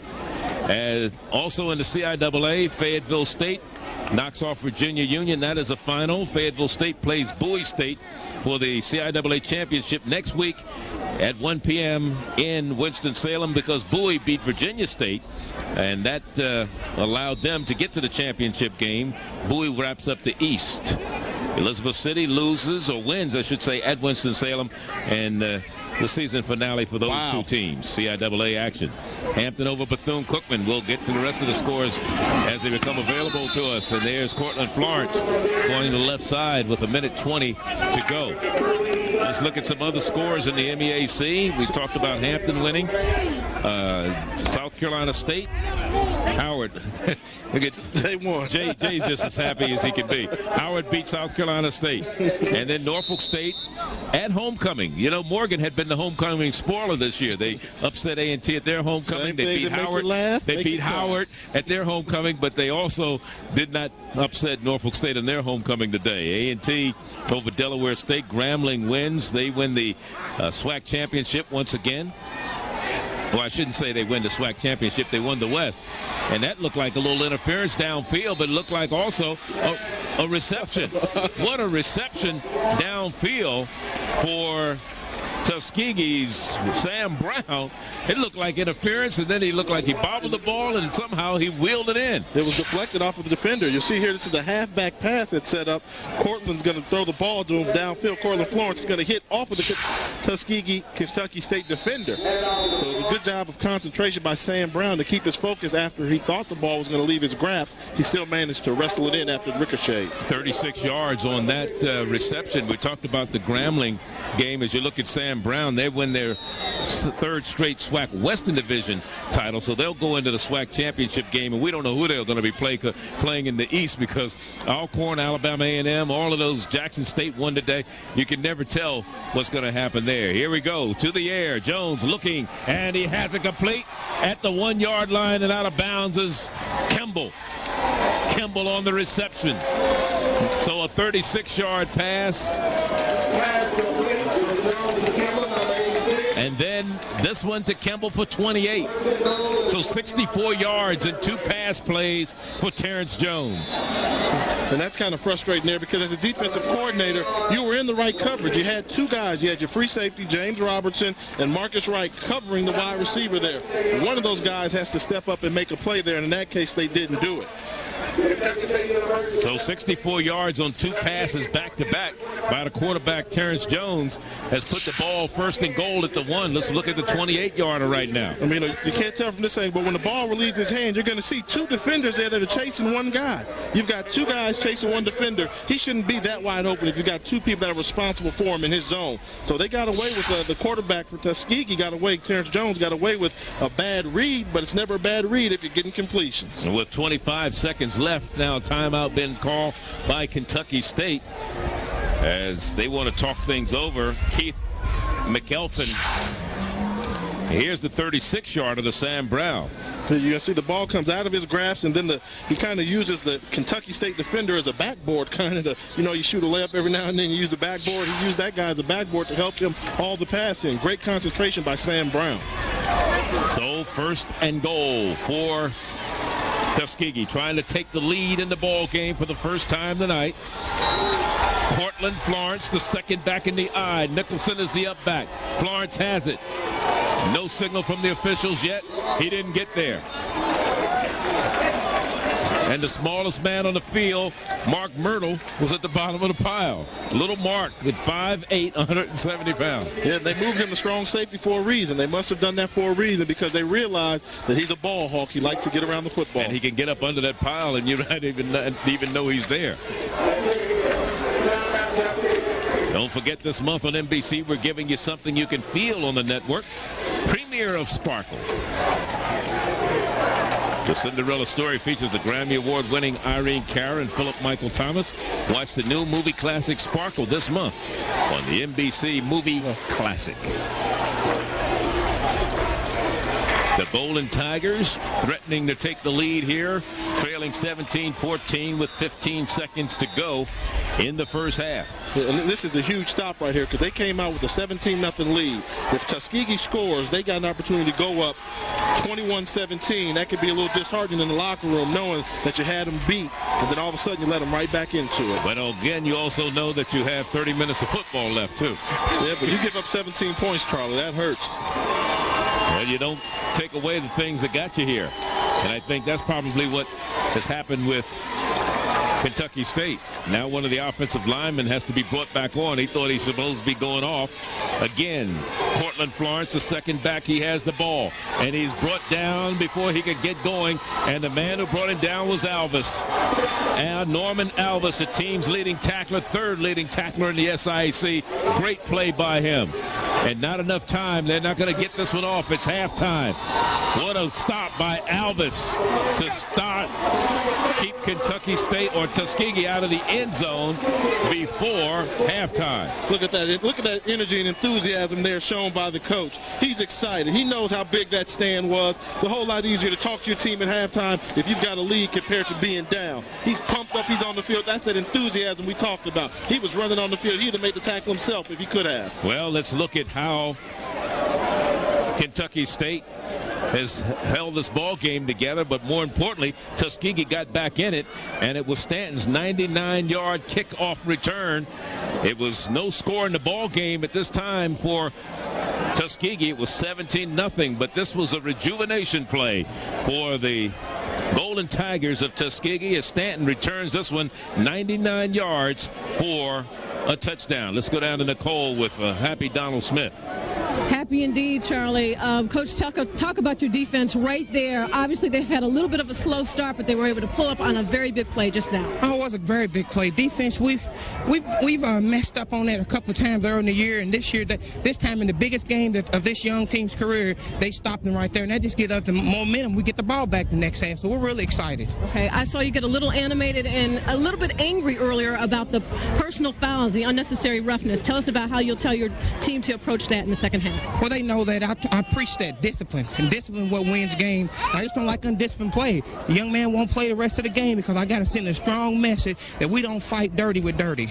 All right. Good luck to you in the second half, Coach. Thank you. Charlie and Jay, they mean business. Back to you. All right. Thank you very much. And he's talking about Mr. Heron, Preston Heron, who got that personal foul penalty unnecessarily. We're at halftime, 17-14. We'll be back. We'll take a look at the bands, Tuskegee's Marching Crimson Piper Band, in a moment. Let's look at the sounds of the game and go down to the field at the Tigers Crimson Piper marching band from Tuskegee University. And dancers are the Piperettes, Tuskegee University's marching Crimson Piper Band.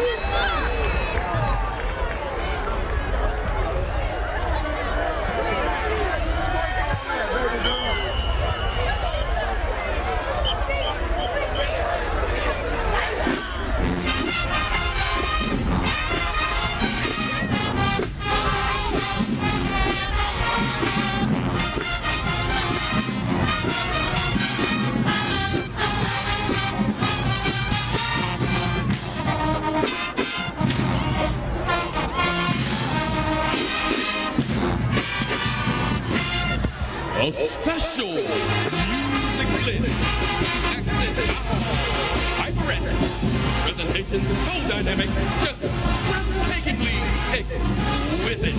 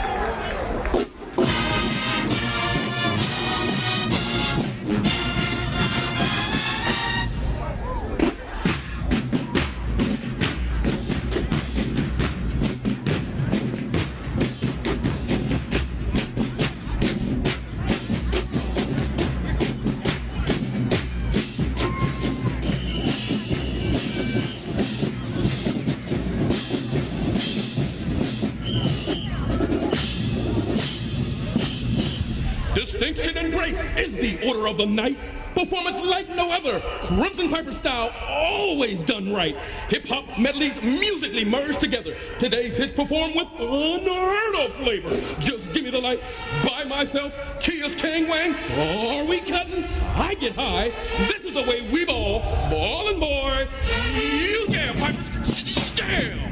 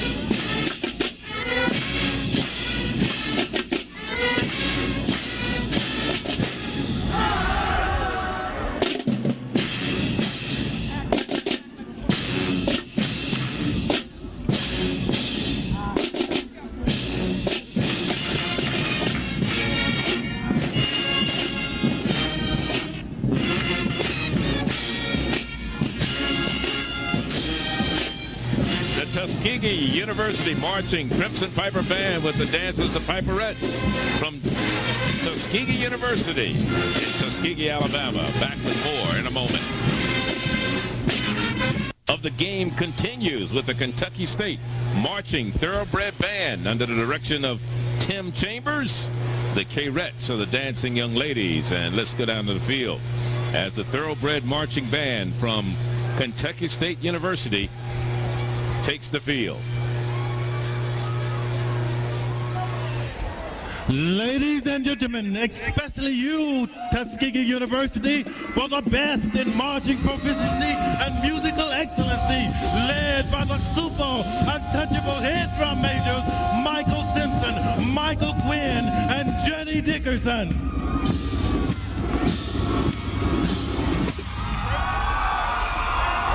Yes, the Kentucky State University Music Department is egotistically proud to present this phenomenal band that is undeniably the #1 show band of the amazing, swift-growing SIAC.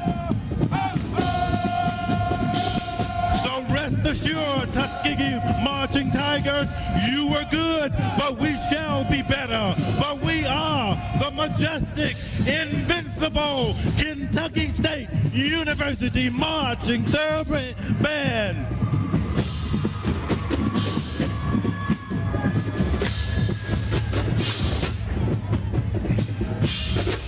Band, this is your field. It's time to show the Marching Tigers how the Marching Thoroughbreds live.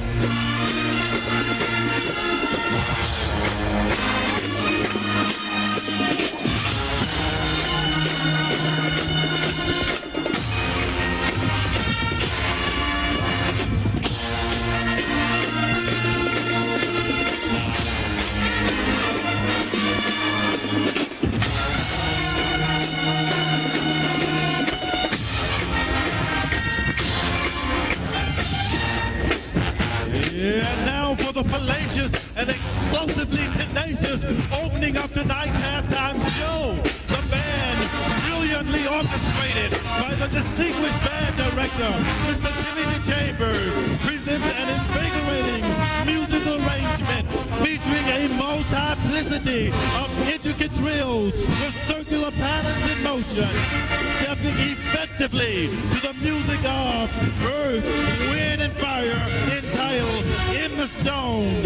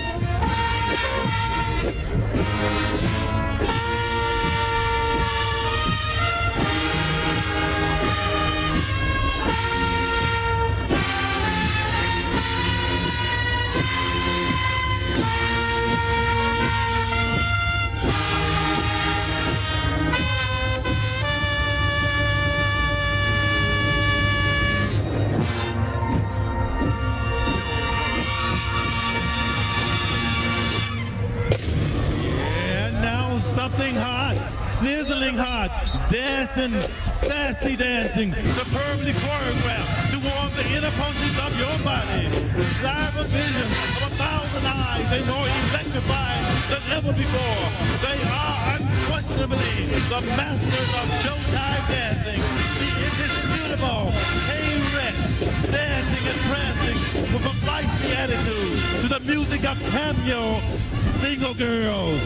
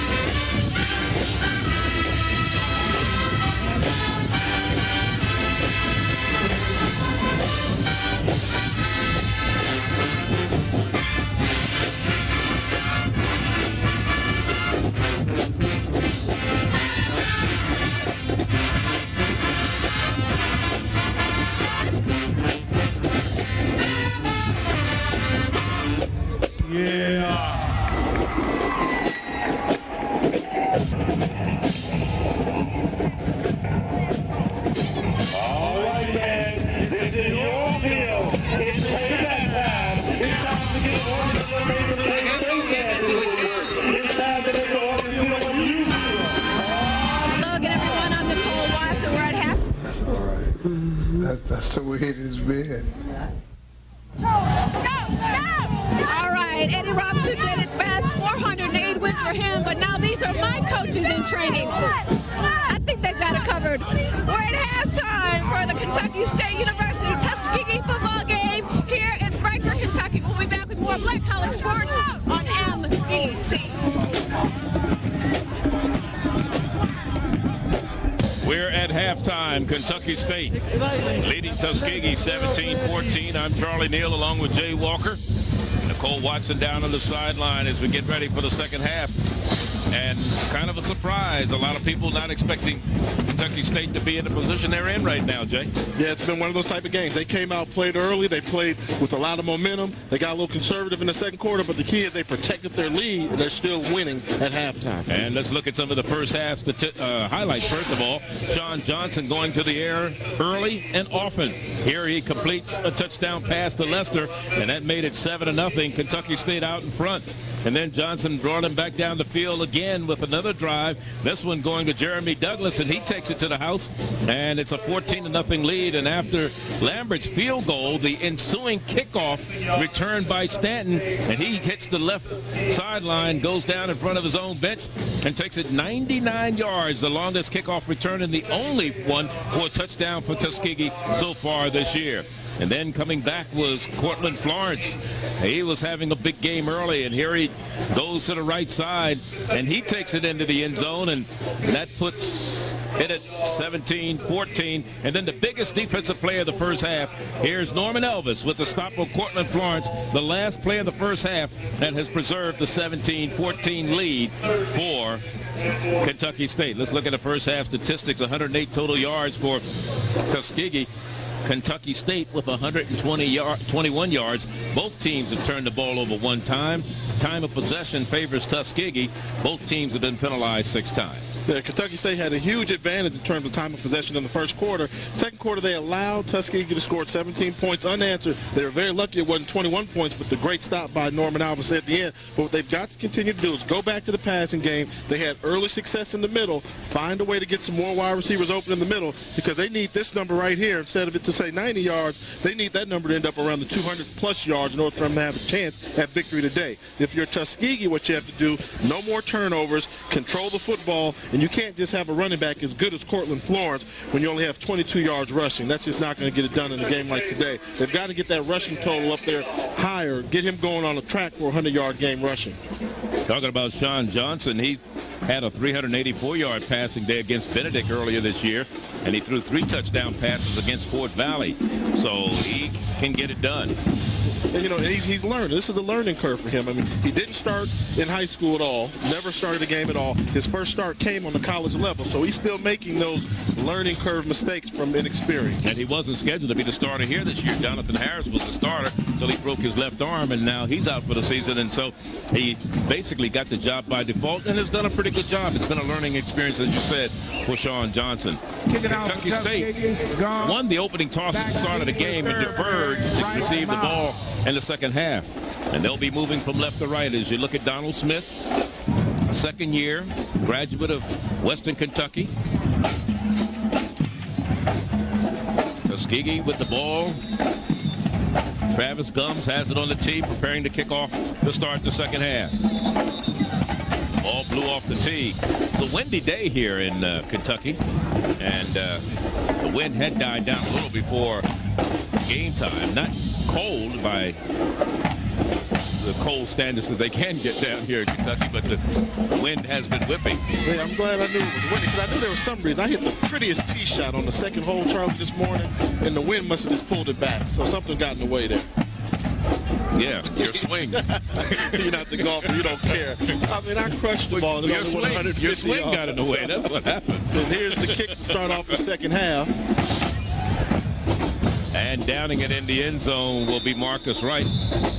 He will not bring it out, so it'll be first down and 10 for Kentucky State as they start the second half with the ball.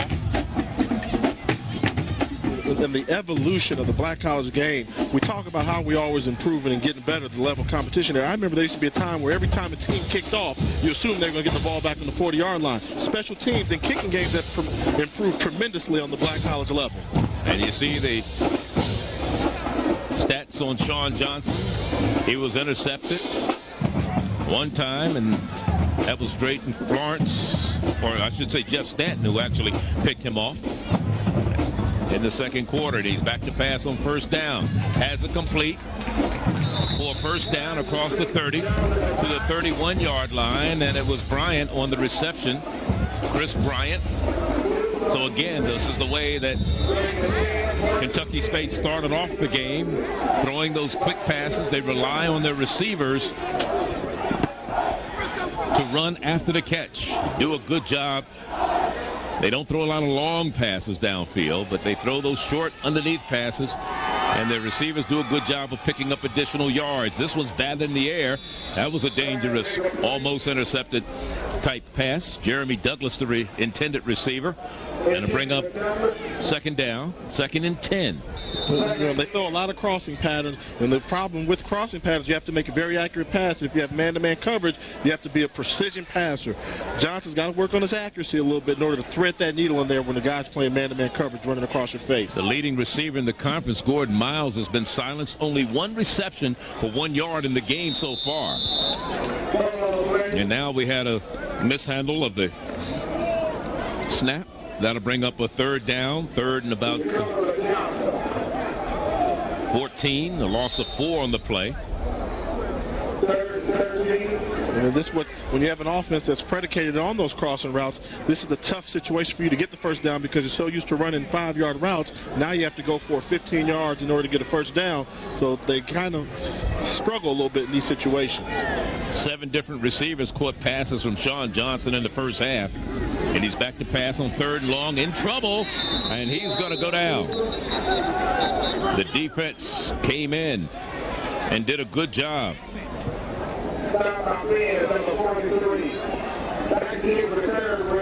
The pocket collapsed quickly for Sean Johnson. The white jerseys converged.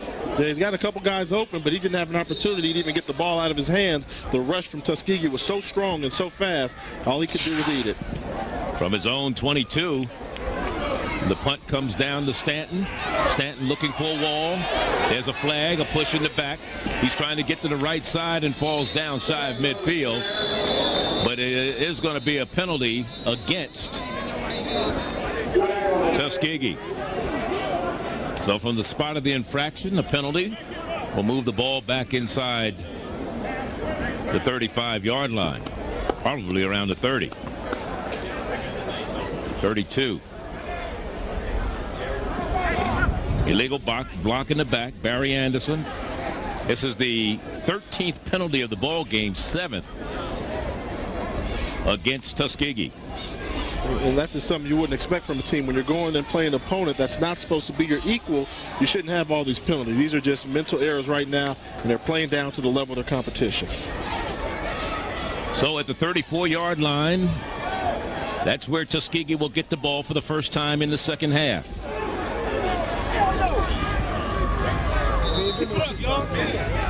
What they call when your man call something? Florence, the setback behind or beside the quarterback, Jones. Jones from the shotgun throws. Incomplete is the call as the pass falls incomplete.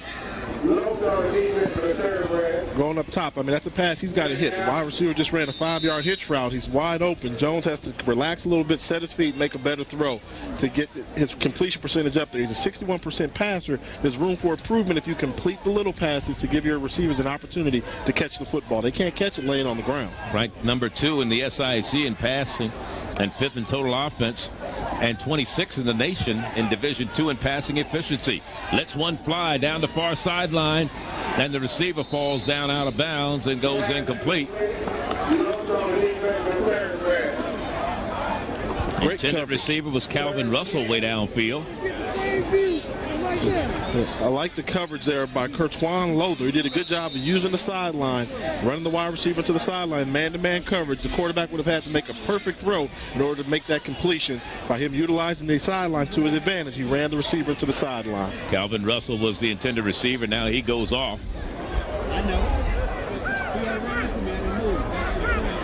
Sam Brown comes to the near side.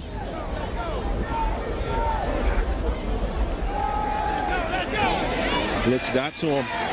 And nothing happening that time as they came in with a relentless defensive pressure. That is Tuskegee.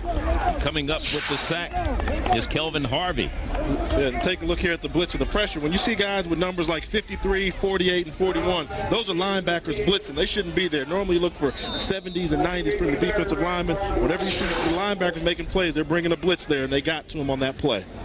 And that'll bring up a 4th down punting situation.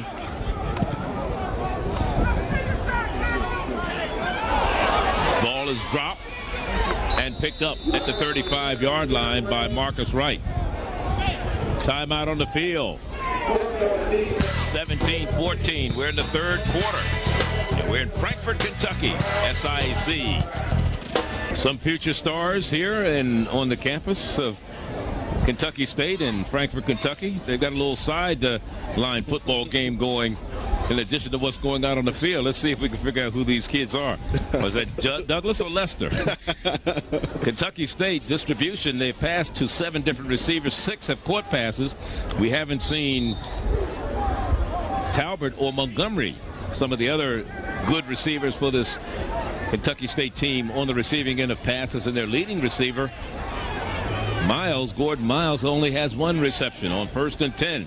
And here is a completion to Miles, his 2nd reception, so they must have heard me. Although it's not for a lot of yards, maybe about 4. It'll be 2nd down and 6 for Gordon Miles, who came in as the 19th leading receiver in the nation in Division II with 57 receptions. He has now 59 for the year. On 2nd down. Throwing long. In and out of the hands, complete. Incomplete for Derek Talbert. That would have been his first reception of the year, of the game rather. He came into the game with 43 receptions. And that'll bring up 3rd down. He had it.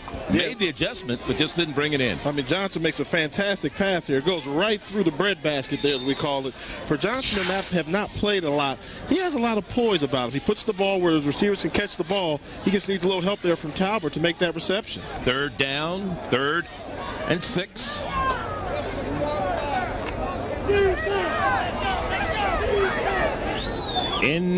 Intercepted.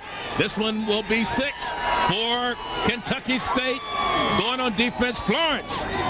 Tuskegee with 6 points. Drayton Florence with his 5th career interception. He's been the playmaker. He's all over the football, just playing center field. That was just an instance of him being at the right place at the right time, being football ready, as we call it, alert. The ball was in front of him. He had the wherewithal to catch the ball and take it in for an interception, as well as a touchdown. Now the momentum can change completely. They caught on those little short dink or dunk passes, and he was there to make the play. So Drayton Florence has returned his 2nd interception for a touchdown this year. And the point after is blocked. The point after touchdown is blocked, but then is recovered, and it's 2 points. So they get 2 points. So Stanton was there. So rather than a 1-point after, they wind up with 2 points on the play. And now it's a 22-17 lead. As you look at Drayton Florence, the man who returned the interception for a touchdown, 41 yards. Today's game is brought to you in part by Office Depot. What you need to know. Charlie Neal, Jay Walker here, 22-17 defense for Tuskegee. We said that earlier. Justin Hatchett, I believe, was the intended receiver on this play. Number 82 here, and you watch him coming in. Bounces off his hands. Yeah. And Drayton Florence brings it back 41 yards. You know, he's already been selected to play in the Senior Bowl down in Montgomery, Alabama. So a big play for him. That's the 2nd interception he's taken back for 6 this season. And that gives him another in his career interceptions. That gives him 13 for his career. He was the co-defensive player of the week against Miles back in September 26. What I like about him is he has 5 interceptions for a total of 186 yards. So he's not just getting the interceptions and falling down. He's making things happen after he gets the interception.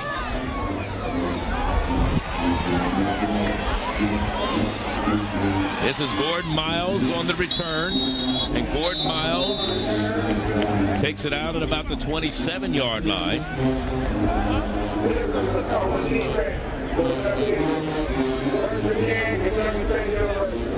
It was interesting in talking to the coaches about Gordon Miles, 5'8", 170-pound sophomore out of Frankfort, Kentucky, local boy, but they loved his work ethic. I said, Coach, why is he so special? He said, week in and week out, he gives me everything that he has. And as a football coach, those are the type of players you want on your team. And you know that Kentucky State has to be disappointed when you look at 15 of the 22 points that Tuskegee has put up, 1 on special teams, 1 on the return, interception return for a touchdown.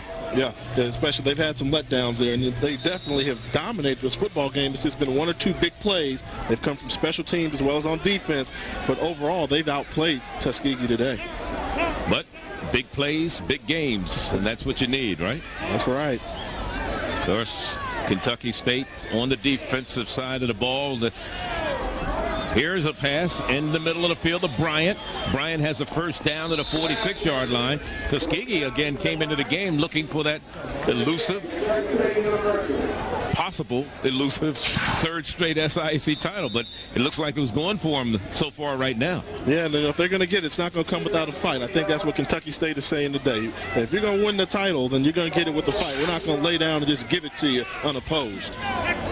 20 yards on the last catch and run by Chris Bryant.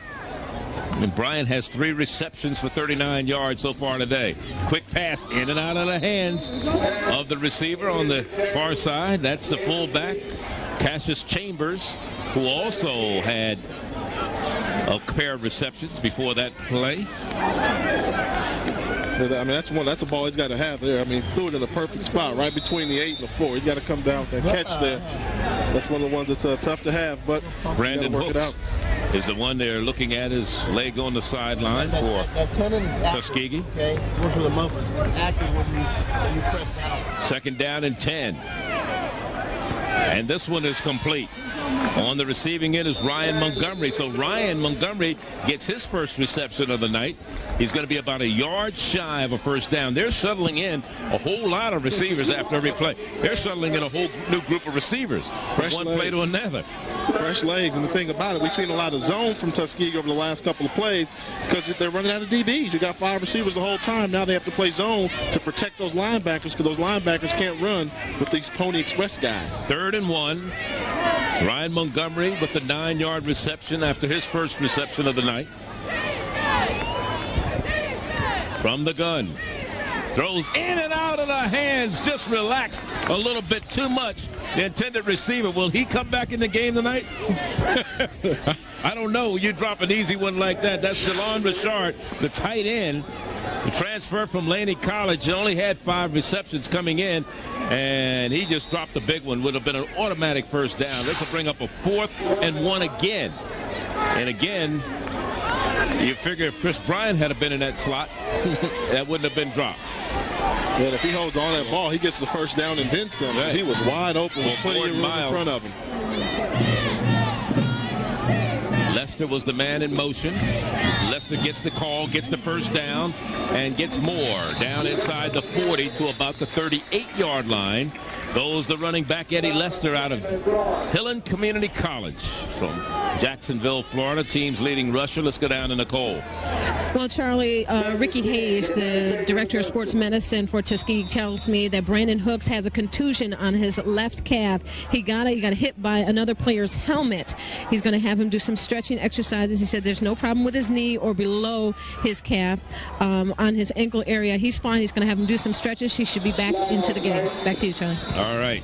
Now let's see if the ball or if there was movement on the offensive side. Defensive player came in there pretty strong from Tuskegee. And let's see what happens. I think he might have violated the neutral zone, and in doing so caused the offensive line from Kentucky State to jump off sides. This one may be a false start on the center. Let's see what happens. Nope, they're going to call offsides against Tuskegee. As you see him, he's going to get a running start here. Once he gets inside that neutral zone, if you're in the neutral zone and you make the offense flinch, they're going to call the penalty on the defense, and that's what it was. He violated that neutral zone there and got off sides. That's the middle linebacker, Andre Ben. So to bring up a first down and 5 with the penalty, the 8th penalty of the ball game for 67 yards against Tuskegee. 1st and 10 from the gun again. Sean Johnson, he has some running room on the left side. Takes off, gets the first down, and goes out of bounds right at about the 25-yard line. Good job there looking downfield. All of his wide receivers were covered. Instead of getting a coverage sack, he ended up getting a coverage first down. Everybody had their back turned to the quarterback. The thing about man-to-man coverage, take a look here. You've got a blitz coming up the middle of the field. But man-to-man coverage, all the defenders out here in this area, they've got their backs turned to the quarterback. They can't see what's going on behind them because they have to keep an eye on the wide receiver that's in front of them. Good job by the quarterback of escaping to pick up the first down. Gain of 8 yards on the play. First down at the 25 of Tuskegee. Sean Johnson from Louisville, Kentucky. Product of Trinity High there. First down and 10. 9:20 left, third quarter. Going deep. Looking for Bryant. And Bryant incomplete. And Bryant, with a lot of respect for the defensive back down there, helps the defender up, who was covering downfield on the play, Ricardo Reed. In this case here, you're going to see Bryant. They're going for the mismatch here. Bryant is 6'2", 200 pounds. He's going up against a big, tall safety up there. Yeah, Carlos Leggins. Yeah, Leggins isn't a small cornerback. Leggins is almost 6'2", 6'1.5". So Bryant tried to give him a chance to go up and catch the ball. But this kid, Bryant, he's got some potential. So I like it. When he catches the ball, he's explosive, and he gives you all out on every play, which is what you want. Well, we have something else, another penalty, dead ball illegal substitution. This one against Tuskegee.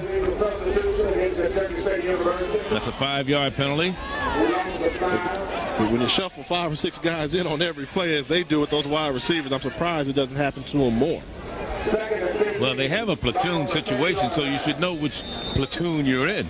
Sometimes some of the guys in the platoon don't want to come out the football game. The ones that are supposed to come out stay in, right? 2nd down and 15 after the penalty.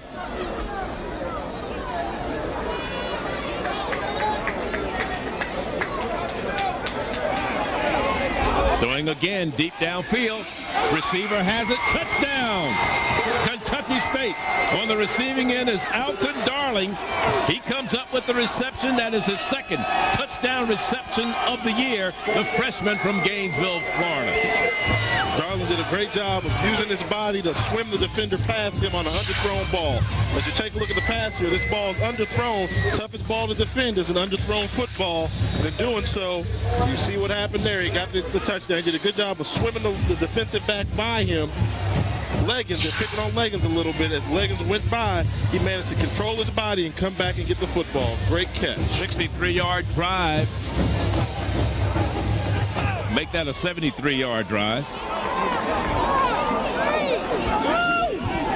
Going for 2. Throwing. In and complete. In and out of the hands of Chris Bryant. They were going for 2, but it's a 1-point lead for the home team. 23-22 with 9:13 remaining on the 30-yard pass from Sean Johnson to Darling. 3rd touchdown pass for Johnson tonight. 23-22, Kentucky State. 8 different receivers on the receiving end of Sean Johnson's passes. This one to Darling, his first catch of the night, and he's isolated on Leggins. Yeah, as you see, as the ball comes underthrown, he does a good job of slowing down his body, staying in control, and getting in front of the defensive back, making the catch, making the grab. Good job by the big fella, the freshman with a lot of potential with the body control on the touchdown reception, Mr. Darling. Darling is a freshman, as you said, out of Gainesville High in Gainesville, Florida, 6'2", 200-pounder. It only played in a couple games this year. That's only his 3rd reception of the year, but his 2nd touchdown. So that's pretty good percentage, isn't it? When he catches it, he gets into the end zone. Well, this means all he has to do is work on his touchdown dance. If he's going to be a touchdown guy, then don't worry about the little routes. Just run routes in the end zone. Well, he did a great job of adjusting on the pass that was actually overthrown, which, you know, the defensive back in all defense of him, Carlos Leggins, when he tried to make the adjustment himself, he slipped down. Yeah, and he had good coverage. I mean, a lot of defensive backs will tell you the hardest ball to defend is one that's underthrown. This one goes in the end zone. Stant will not get a chance to run it out. It'll be a touchback. That might be the best thing that could happen. Now let's look at our NBC trivia question of the week. Name the 2 schools that have held continuous membership in the SIAC since the SIAC was formed back in 1913. For you to answer, those of you who have internet access at home, just log on to www.mbcnetwork.com for the answer. We'll have it for you a little later on in the game, the answer. 2 schools that have held continuous membership in the SIAC since its inception back in 1913. 1st down and 10 for Tuskegee at their own 20, trailing by 1. Cortland Florence going straight ahead for about a 4-yard gain. What you see is Tuskegee doing, trying to get back to that running game, getting them going, running behind the guys on the left-hand side. Charles Mosby, Tavoris Williams, the big guys, 695 pounds of beef over there, as we called it, trying to get them involved in the game.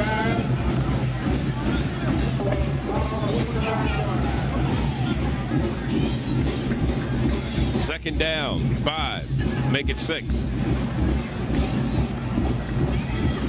Florence again, back to the line of scrimmage, maybe a half a yard. That's it. Yeah, it's interesting you talk about the long and storied tradition of these 2 institutions. First of all, Tuskegee has a couple players right now playing in the NFL. Roosevelt Williams, a defensive back with the Chicago Bears, and of course Tony Mitchell from Tuskegee, who's with the Baltimore Ravens. In fact, he was Coach Comegee's first Tuskegee player that went to the NFL. Wow. First player from Tuskegee since Comegee's has been there that went to the NFL. So They have some great players that have come out of both of these fine institutions and the conference itself, the SIAC. Back to pass. Here's a long throw down the field, and this one is going to be intercepted by Marcus Wright. Marcus Wright brings it back, and he's going to be knocked down at the 45-yard line. About a 25, 26-yard return for Marcus Wright on the interception. So Tuskegee finds themselves on the defense once again. Second turnover of the night for Tuskegee. That's one of the things that you worry about. More so, he got away with it earlier, throwing in the double coverage. But this throw here, you'll see three guys with an opportunity to intercept the ball. This happened to be the guy that wasn't even guarding the intended receiver. He came off from the wide receiver he was guarding on the outside. Just a heads-up play of knowing where you are on the football field, anticipating that the ball was being thrown somewhere, and having the wherewithal to look up. And then the big lineman takes him down on the tackle. I like that. He wasn't letting go. No, he wasn't. Did you see Wright does a good job on the interception there.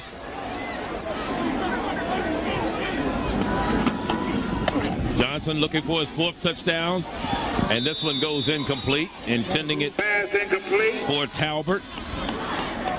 Also in there was Ryan Montgomery. He was held a little bit as he tried to go into the post. Yeah. Did you just notice that? Somebody grabbed a little bit of jersey.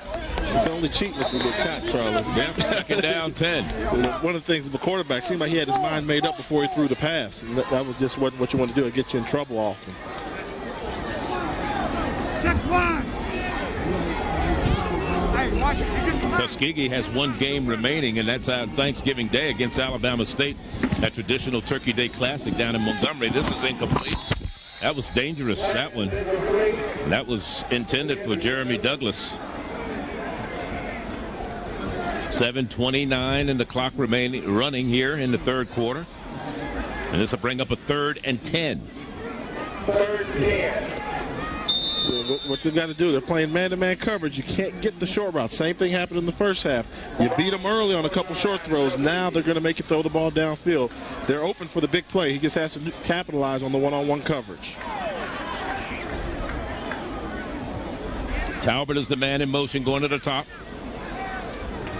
3rd down, throws it out, and this is incomplete. And Gordon Miles was the intended receiver over there. He had it momentarily, but when he was popped, he let it go, and it goes incomplete, bringing up 4th down. Now, what do? Do you punt it, or do you go for the field goal now? I think you got to punt it just for the sake of you're playing so well. You got to. This may come down to a battlefield position. Make them try and drive 90-plus yards to beat you. If you miss a field goal here, they've got great field position in order to move the ball back and kind of counter your attack. You miss field goal. 6 punt of the night for Lambert, who's averaging about 35 yards a punt tonight. And this one, a bad snap, but he gets it away. Good kick. Almost down before it went into the end zone. Nice try on the special teams play by Brian Wright, but it'll be brought out to the 20.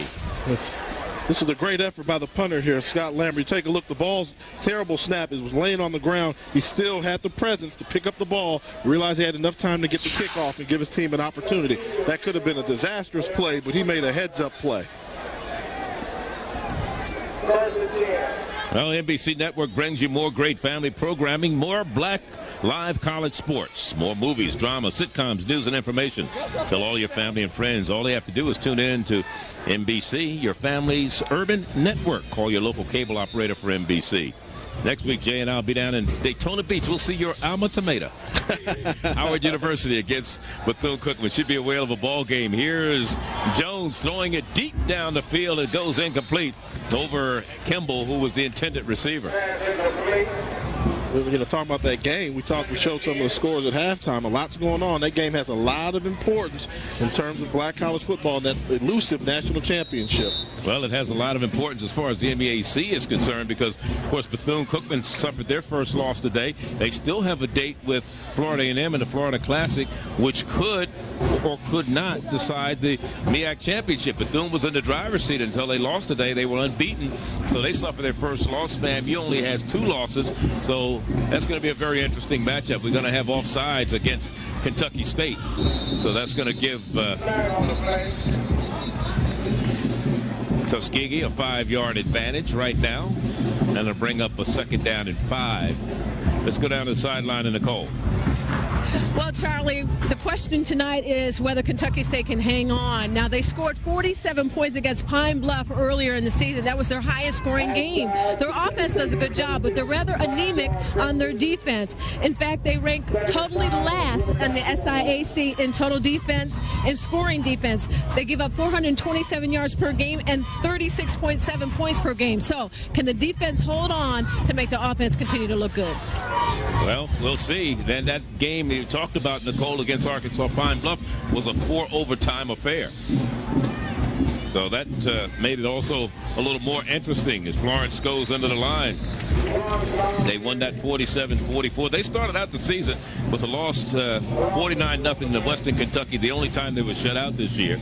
They allowed, as I talked earlier, 357 rushing yards.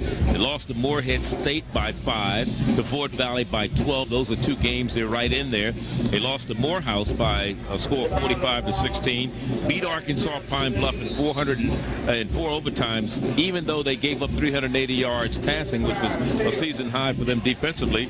They lost to Lane by 6, beat Albany State. It was a big win. Tuskegee lost to Albany State, lost to Benedict by 5, lost to Miles 39-17. They turned the ball over 3 times. They lost 3 fumbles in that game. Another long pass, and nobody is there. Nobody home for the quarterback, Terrence Jones of Tuskegee. Yeah, they're doing a good job of getting pressure to Terrence Jones. He hasn't found his rhythm all night, so far, and I think the Kentucky State defense has played wonderful this evening. They had the special team just let them down. Their offense has let them down. So we talk about them ranking last in scoring defense. They haven't given up but just 1 touchdown this evening. And the punting team is on again for Kentucky State, or for Tuskegee rather. Marcus Wright will not get a chance to return this one as the ball goes out of bounds at the 38-yard line. There's a timeout on the field, 6 minutes to go in the third quarter in a 1-point ball game here in Frankfort, Kentucky. 6 minutes left in the third quarter. Our NBC trivia question of the week: which 2 schools have held continuous membership in the SIAC since its inception in 1913? One of the schools is playing in this game tonight. It was Clark College at the time. It's now called Clark Atlanta University, and Tuskegee University. Those are the 2 long-standing members, even though these 2 teams that are playing tonight started playing in 1907 before the conference was even formed. Keeping the ball on the ground, Kentucky State with a surge with Eddie Lester picking up about 9 yards on the run. He's the team's leading, not receiver, but leading rusher. Came into the game with 228 yards rushing. That shows you how much they throw the ball when your leading receiver only has 200 yards. You're deep into the season. Yards, yeah, 9 games into the season, right? Yeah, they've got some pretty good linemen. They've got some NFL scouts in here checking out the left tackle, Ben Onutoa. From Walania, Hawaii. Transferred from the College of San Francisco. It is 2nd down and 1.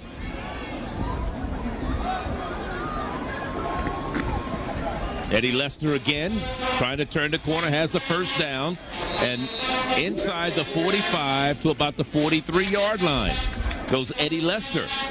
So Eddie Lester rushing. We talked about the big fella on the left side, Ben Onutoa from Hawaii. A great seal block there to allow Eddie Lester to come run right behind him. Big Ben, 6'5", 270 pounds, along with the guard, 6 feet, 300 pounds, Kerry Johnson from Rosedale, Mississippi. 1st down and 10. Kentucky State.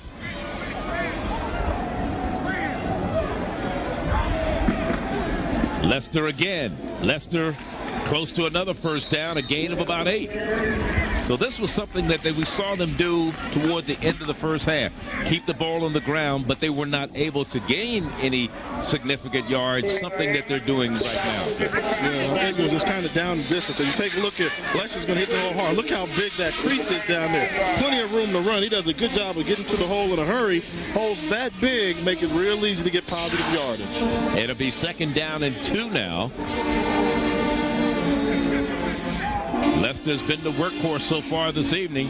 37 yards on 7 carries.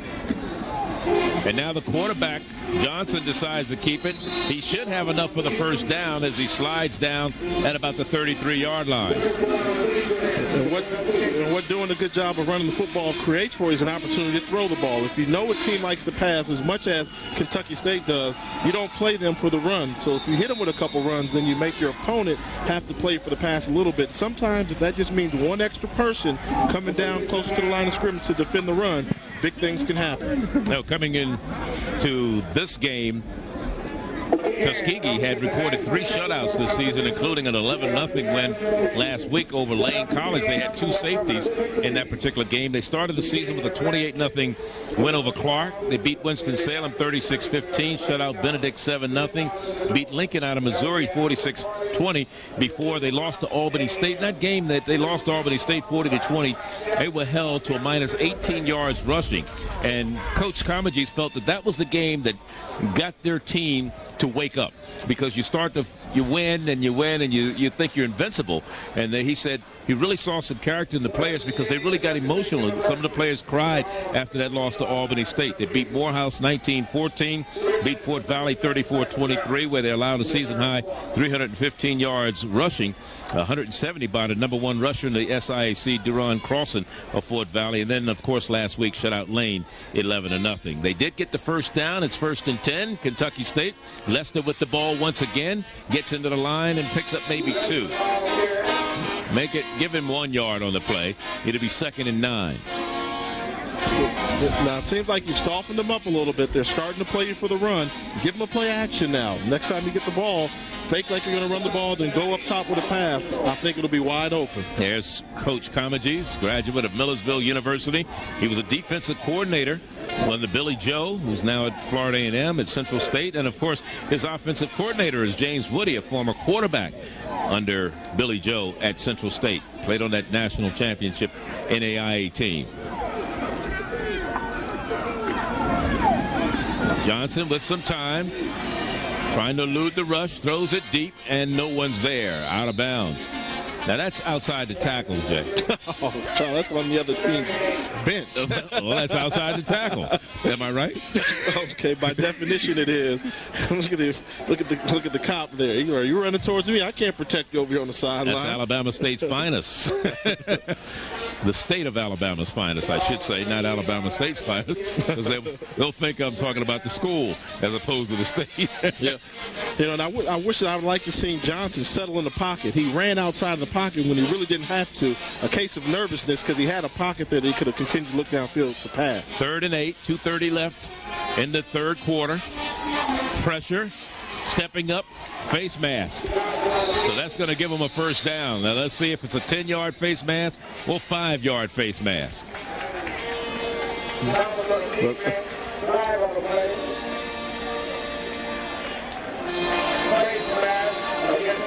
I think a lot of times the big interpretation on that is whether or not he let go of the face mask once he realized he was there. As we take a look here, let's see if he lets go.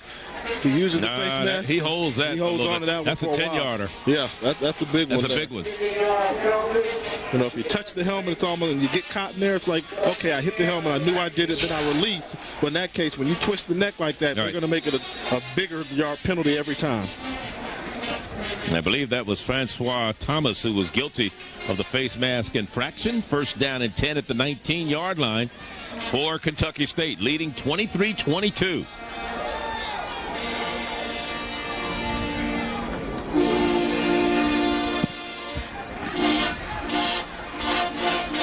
And Lester again going into the gut, and he struggles all the way down to the 15-yard line. A gain of 4, 2nd down and 6. Let's see exactly where they spot it. Just a little outside the 15, between the 15 and the 16. And that was all Eddie Lester there. He got hit initially at the initial line of scrimmage. He continued to lean forward, keep his legs churning, running behind the big fellas in the middle and just leaning and pumping his legs to make a nothing into a positive 4-yard gain. So we'll call it 2nd down and 6. Clock running down, 1:25 left 3rd.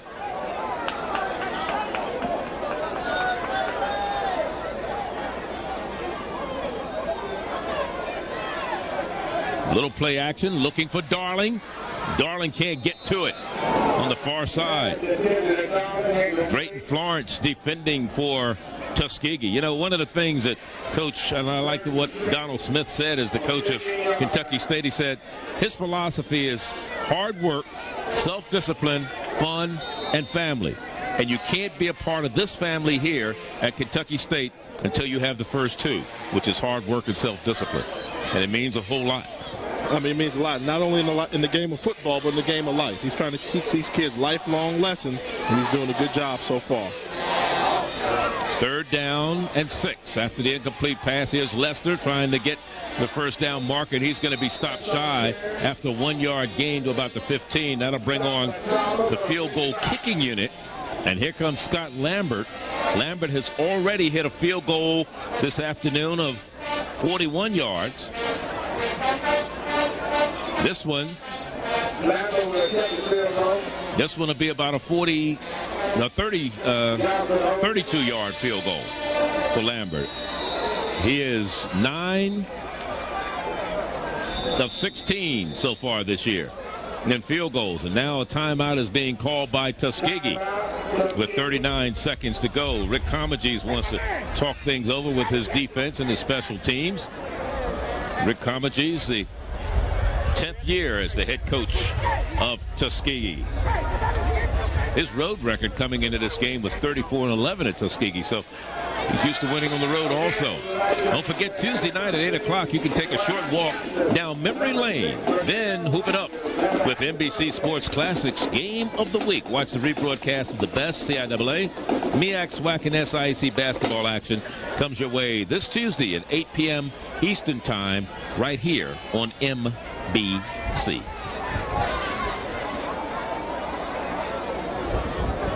And just to kind of piggyback on the job that Coach Comegys has done, he's turned this program around. I mean, there was a time I remember when I was in college where Tuskegee was on the bottom of black college football, not just in their own conference, but in all of black college football. A lot of history there. They are the winningest historically black college. They have over 550 wins. He's done that, and he's adding on to the tradition. I think before he got there, they may have been in the 400s deep somewhere. Right, so he's done a great job.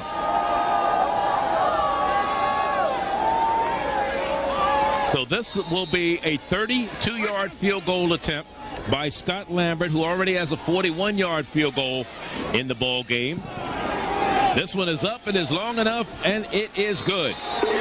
So they add to the total. 26-22 is our score with 34 seconds to go, and Lambert has hit a pair of field goals here this evening.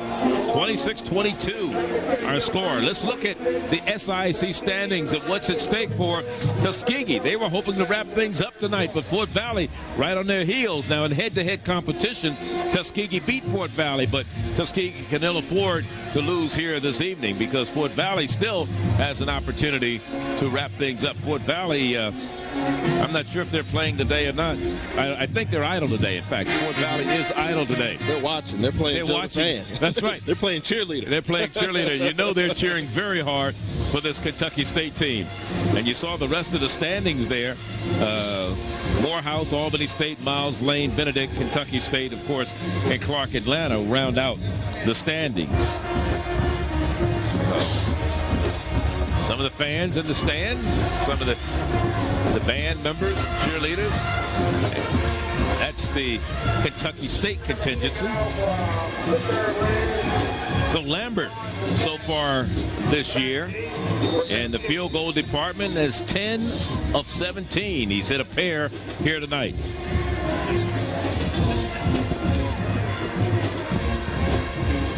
This comes with 34 seconds left in the third quarter.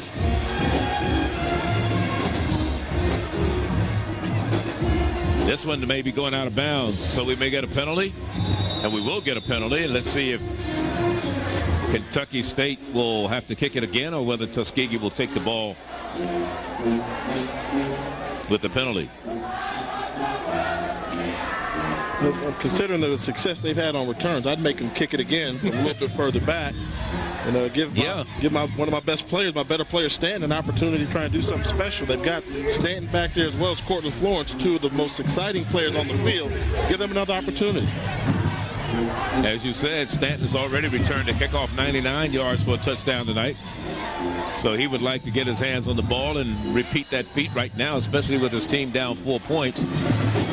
But I think the play of the game has to be, so far, the stop by Alvis Norman just before halftime that kept Cortland Florence out of the end zone and allowed Kentucky State to go into the locker room at halftime leading 17-14. Yeah, he definitely did a great job of shooting the gap, getting to the running back before he had an opportunity to get momentum. If that play stands up, and this lead right now is a 4-point lead, that was a 6-point differential right there.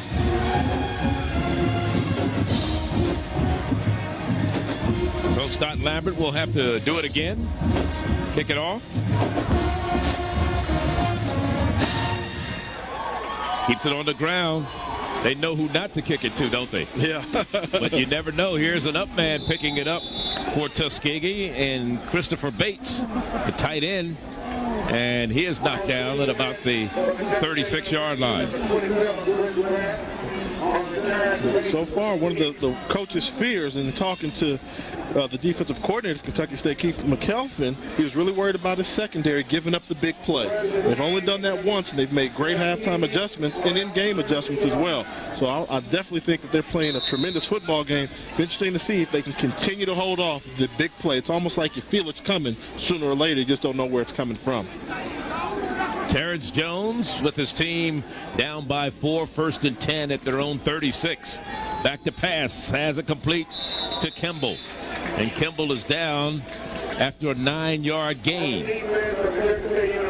Kimball did a good job of getting inside on the slant route there. When you're running the slant, the key is not necessarily how far upfield you get, but making sure you beat your defender to the inside, and then your quarterback can adjust to you and make sure he has a lane to get the football to you. They gave him 10 yards on the catch and run, so it gives him a first down at the 47-yard line. Should be the last play of the third quarter. New running back in the ball game for Tuskegee, and he's gone to the house. Matthew Hazel, almost to the house. Matt Hazel, the backup to Cortland Florence out of Grady High in Atlanta with 1,004 career yards. Picked up a big gain that time as the third quarter comes to an end.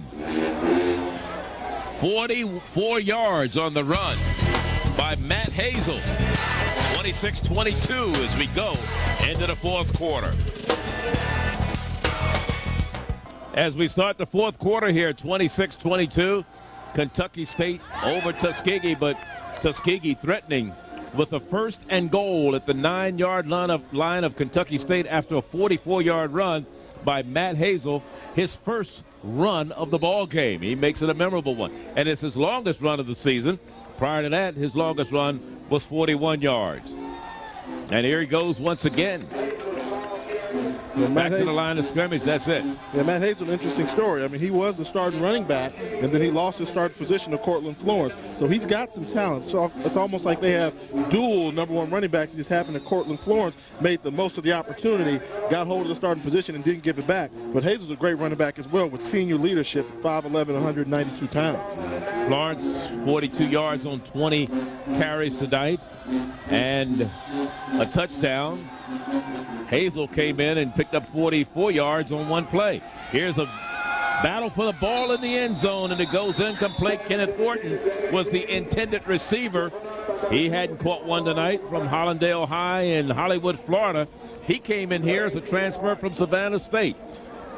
You know, and I love plays like that. I mean, this is just football right here. Throw the ball up for grabs. You got a great wide receiver on the effort. You've got great defense by the defensive back. He's getting his hands up in the air. That's just football right there, seeing who's going to come down with it. Sometimes you get it, sometimes you don't. That's Marcus Wright that was defending on the play, starting at the left corner tonight. Mark Myrtle moved over to strong safety. Chris Grant not in there. James Robertson and Kurt Lother, the other defensive backs here for Kentucky State on 3rd down and goal. Big 3rd down play. A flag is down, and this one goes incomplete. Let's see if the flag is against Kentucky State. It would be a shame for Kentucky State if it's against them, because they played some pretty good defense down here. Yeah, they did. Maybe offsides, and you can't ill afford to hurt your team at this point in the ball game.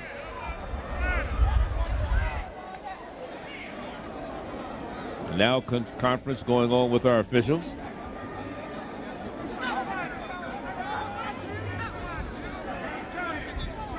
That's a long conference for what seemed like a flag that should be offsides. And you can hear a pin drop in the stadium right now. I'm afraid what's going to happen if it's not in their favor.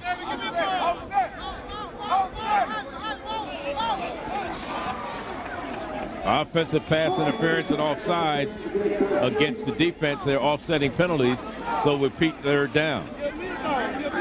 So it gives Tuskegee another opportunity. Here's Coach Donald Smith. There's Coach Rick Comegys.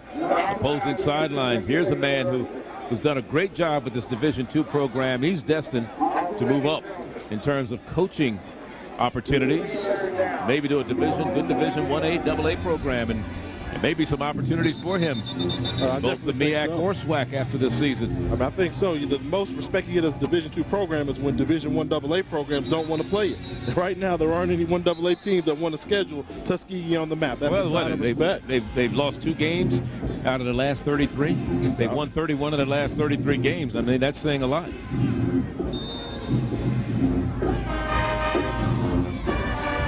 26-22 our score. 3rd and goal for Tuskegee.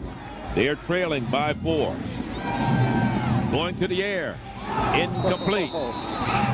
In and out of the hands of Kirtland Lowther, the right cornerback who had it over there. He could have stopped everything. He had a pair of interceptions against Miles earlier this year. Yeah, the ball's right there on his hands, but as I say, defensive back is a wide receiver that can't catch. That's why they play defensive back in a lot of cases. The ball was right there on his hands. He's got to have that one there. That would have been a great sealer there and could have kept their little 4-point cushion. A 26-yard field goal attempt by Travis Gums. He has made his last 5 attempts this year. And let's see if he can make this one. He's hit one from 40 yards out. This one will be from 26. It's up, it's long enough. And give him 6 straight field goals. And it's a 1-point ball game, 26-25. 14:07 remaining in the ball game. And we're in Frankfort. And the Tigers are roaring. Kentucky State by 1 over Tuskegee. Derek Ramsey is the athletic director here at Kentucky State, a former NFL tight end with the Patriots, Lions, and one other team, wasn't he? He's down with Nicole Watson right now. All right, Charlie, thank you so much. That's right. He's been at the helm for AD for Kentucky State for the last 4 years, doing a great job. But Kentucky fans know him as that fantastic quarterback that played for the University of Kentucky in the Peach Bowl, in the SEC Championship. You've done quite well. Talk about being a student athlete. While you were playing, you went back and got your degree, so you know what it's all about. How do you try to strive for excellence with these young men? Well, number one, what I do, Nicole, is I tell them they're student athletes. Key emphasis being on student. And so one of the things that we've done here in the past couple of years, we're proud of the academic center that we just opened now, and we think that's going to be a critical part of our recruiting to ensure that our kids graduate. You've got to be proud of all your athletic programs here. Your softball team has done well, your football team, and even your golf team. Tell us what you've done to really market things all the way around. Well, not only that, our basketball team as well. We won the championship there 2 years ago, and as you mentioned, 3 out of the last 4 years we've won the conference championship in volleyball. I'm sorry, not volleyball, and softball. But overall, I think we're doing a number of great things, but more important, as you mentioned earlier, education is so important. They're starting to understand that that's part of the entire picture of being successful. All right. See, we're a little too close to this football action. But last but not least, your football program. What are you going to do to really get it on par and in shape? These guys are doing quite well and surprising Tuskegee this afternoon. Well, I think actually we're doing quite well. As you mentioned, what we've done is we have out of 22 starters, we have 2 seniors and 3 juniors. So, I mean, we have 15, 16 freshmen and sophomores. So, in building this team, we know it's a team of the future. This year we're trying to win 4 or 5 games, and next year we'll compete for the championship. Well, you're coming back to Kentucky doing great things, especially for Kentucky State. Congratulations, and thank you for joining us. Oh, absolutely. My pleasure. All right. Charlie and Jay, back to you. He wasn't too happy with Kentucky's loss to LSU today, though, was he? On 3rd down, 2nd and 13, incomplete. A little bit too big for the intended receiver, Chris Bryant, downfield. The last pass that was complete to Gordon Miles, but he lost 3 yards on the reception, so to bring up a 3rd and 13. situation here where they may try to get one of the little pick plays they do, run somebody across the middle, try and get the ball into the hands. We haven't called Gordon Miles' name a little bit. He's their go-to guy. This is when he needs to step up and make a big play. Yeah, only has 3 receptions. I mean, he lost that 3 yards on the prior reception. He's only has 2 yards on 3 receptions, so he's in motion right now.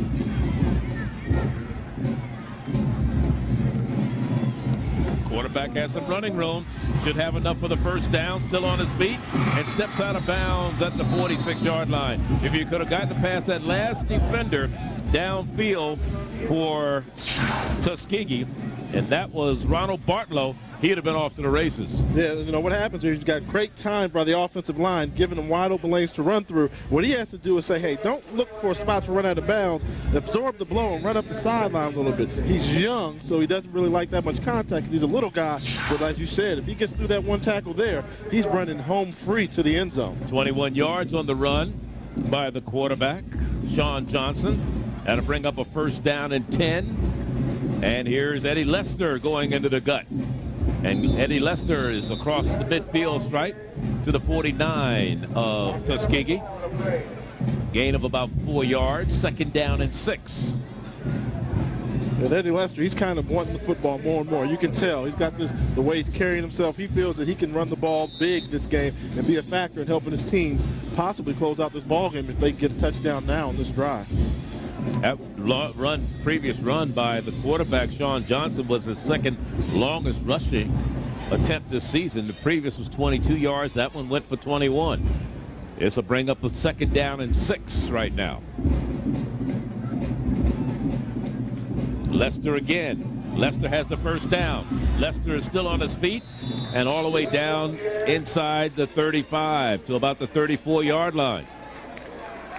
You can tell when running backs start getting into their rhythm, it takes more than the first initial contact to get them down. Great vision there with the cutback and getting to the outside. I like the fact, you see how he switches the ball hands? That's a key right there because you got the rest of the defense coming from the inside. You put it to the sideline side of the field, and that's smart because if you get hit, there's a chance it'll go out of bounds before the defense can recover it. You played a little football before, haven't you, Charlie? Once or twice. A lot of people don't know, Charlie. You were a college football player, teammate with Coach Billy Joe down there at Villanova. Here's the quarterback keeper, and here's Sean Johnson. Johnson still on his feet. First and goal. Go, young fella. Or let's say they mark him out of bounds just shy of the 10-yard line at about the 11. So it'll be first and 10 at the 11, and the quarterback, Sean Johnson, again picking up very, very valuable yards. That time, a 24-yard gain. So that's his longest run of the season. He's picked up 45 yards on this drive. And this is the 7th play of the drive. Good effort. That time he was running not to get tackled, not even looking for the sideline. He lowered his head and was running towards the goal line. That's how you run the football once you cross the line of scrimmage. 62 yards, 7 plays, or 6 plays so far on this drive, and the quarterback has 45 yards of those. Now they found something. They found some success running over there on the left side. We've been talking about the guys over and over again, but I like to give them credit for doing a great job. Call him the Hawaiian assassin over there. Ben Unatoa is doing a fantastic job on that left side, and that's where a majority of their success has come running the ball today. We talked about earlier Tuskegee in the red zone. Now let's talk about Kentucky State in the red zone. 6th in the conference, right behind Tuskegee in the red zone offense. 15 of 27. That's 55%. They've scored 11 touchdowns down here. 8 running and only 3 passing. Here's the pass into the end zone. Incomplete. Darling, the intended receiver. Just couldn't quite come down with it. Good effort there, one-on-one coverage. One of the reasons you take a look here at the quarterback, he throws the ball. He makes a good throw here. This is one where he just got to come down with it. He got 2 hands on the football. He's got to have that one. Frank Walker was the man defending for Tuskegee. So this will bring up a 3rd and 11. Again, they've gotten down to the red zone a number of times. 5 times they've come away because they turned the ball over. Once on a fumble, 4 on interceptions. Let's see what happens here on 3rd down, where they're 28% on 3rd down conversions this season as a team. And now they're going to call a timeout. There's a timeout on the field, and Kentucky State will talk things over. When we come back, they'll be facing a 3rd and 11 at the 5. drive, Jay. This will be the 9th play of this drive. They've gone 62 yards, 45 of it by the quarterback, and a lot of it on draws. Why does quarterback draws work so well? Well, what happens is you got great wide receivers that make defenses play man-to-man coverage. You have to account for where they are, and in order to get help for those guys, you oftentimes put a safety on top of that, so you double cover their best receiver, man-to-man coverage everywhere, and in man-to-man coverage, who's responsible for the quarterback? You typically don't assign one of your better defenders to guard the quarterback because you assume he's going to throw the ball, not run the football. So Lester is the lone setback beside the quarterback, Johnson. 3rd and 11 from the 12. Going to the air once again into the corner, and it'll be incomplete. Darling. It looked like a replay of the previous play. But Darling was out of the end zone, so they'll bring up a 4th down, and they'll bring on the field goal kicking unit once again. And that's Scott Lambert, who's already hit a pair of field goals here this evening. He hit one from 32 yards out, and he hit one from 41 yards out. This one will come from 28 yards out. It's up, it's long enough, and it is no good. Off to the right. He misses this one from 28 yards out. That's a big one there. That's a big one there because now if Tuskegee gets the ball and they get down in your territory, they can milk the clock a little bit. They don't have to be in such a rush to score. A field goal will win the game rather than 2 field goals. Let's revisit the keys to winning and to see what our scorecard comes up with right now. Let's go with Tuskegee first, brought to you by Verizon. Let's see, did they eliminate hope early? No way at all. They get a minus grade in terms of eliminate hope early. Or did they manage to get to the quarterback at all today? No, not really, because he hurt them in terms of his running play, so they get a minus grade on that one too. And did they control tempo of the game at all? Seems like Kentucky State has dictated to them, so we're not going to give them a grade on that. We're going to give them a 0. They don't get a plus on that either, though. And they keep the ball on the ground. Here's Matt Hazel going down the sideline, and Matt Hazel picking up yards all the way from the 20 out to about the 36-yard line, so a 16-yard gain for Matt Hazel. So a very interesting scorecard there for Tuskegee so far in this ball game. I mean, they still are in position to win this game, even though you've flunked them. Even though flunked them, that's what happened. That's why you played a football game. They're going to have to go to summer school, right? We're going to sign them some detention or something like that. That's what they've done. They've managed to make adjustments. They clearly have come out and not played their best football game, but they still have an opportunity to win. 1st and 10. And trying to come to this side is Florence.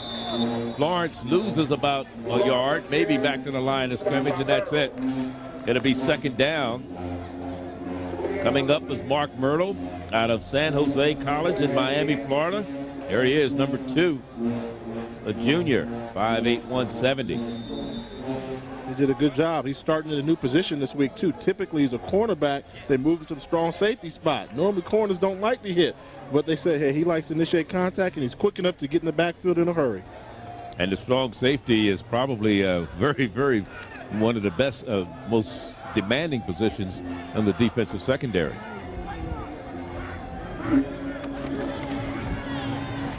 No penalty flags down, and the defense was coming with a vengeance for Kentucky State that time. They were coming with everything they had.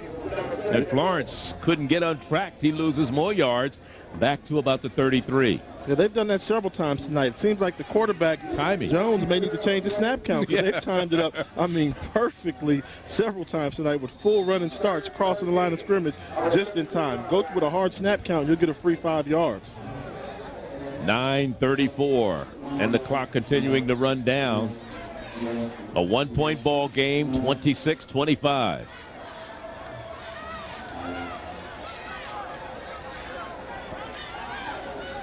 Look at this swarm of defenders you see there. They're all over the place, close to trying to attack the football. Pressure. Intercepted. That's an interception. And it's Marcus Wright that came down with it. Or was it James Robertson? James Robertson came down with it.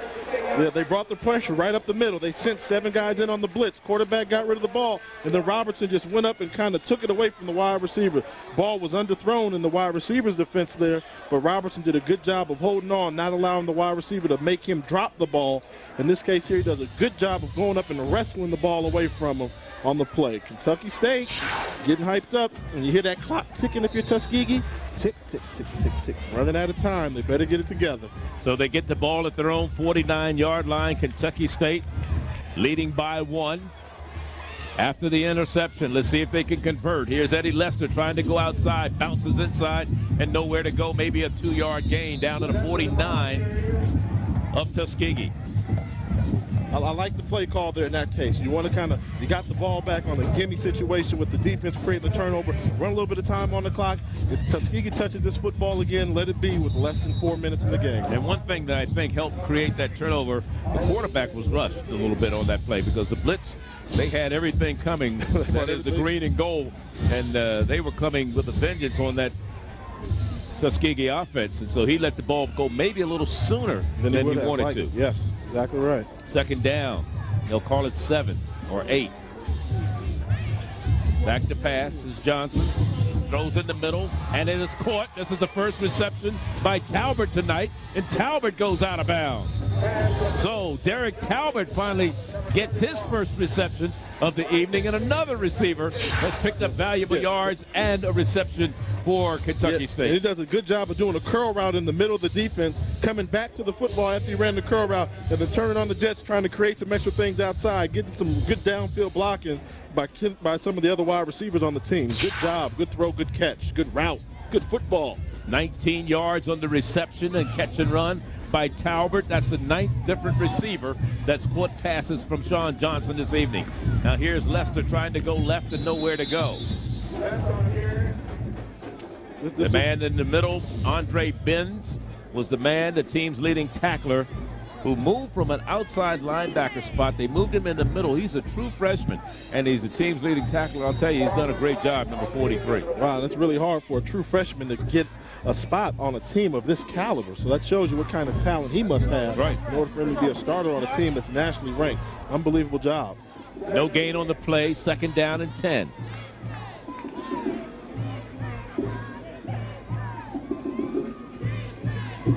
Lester. Not much running room for him that time. One of the things that you'll see is you see the quarterback seems like he's taking his time just standing there in the shotgun for a long time. Well, this is what they call deflating the football. That term is used a lot. Deflating the football means, hey, we're in no rush. We're kind of looking more interested and concerned with the game clock than we are the 25-second clock. We want to give the ball back to you with as little time as possible. Every time we snap the football, we want there to be between 2 to 3 seconds on the 25-second clock. But we also want to score. Yes, because, again, we see and know how explosive Tuskegee can be at any moment. And a fumble, and the quarterback picks it up and goes out of bounds. And two things that go wrong on that play there in terms of taking the air out of the football. One, you didn't get the first down. You had a bad play. You're bringing up a 4th down. And secondly, you got tackled out of bounds, so you stopped the game clock from running. You see he's trying to make something out of nothing. He should slide right there instead of getting tackled out of bounds. That way they would stop the game clock. The game clock would keep running. Right now it's stopped, so that's another 30 seconds they could have saved. Well, they're going to punt it away, and they're going to bring on Scott Lambert to do the honor, or he's going to attempt the field goal. Actually, this will be a 48-yard field goal by Lambert. He missed one earlier. This one will not get there. It's going to be short. So 2 back-to-back field goal attempts. One from 28, this one from 48. And it's no good, and we still have a 1-point ball game with 6:32 remaining here in Frankfort. Game 6. Championship team gut check time. I was going to say, this has got gut. Everything's on the line. They're not going to go helter-skelter and throw their game plan out the window. They came in here wanting to run the football. Now you take all that week's worth of practice and you pull out your best 10 to 15 plays and you use them right now on this drive. We may have another penalty.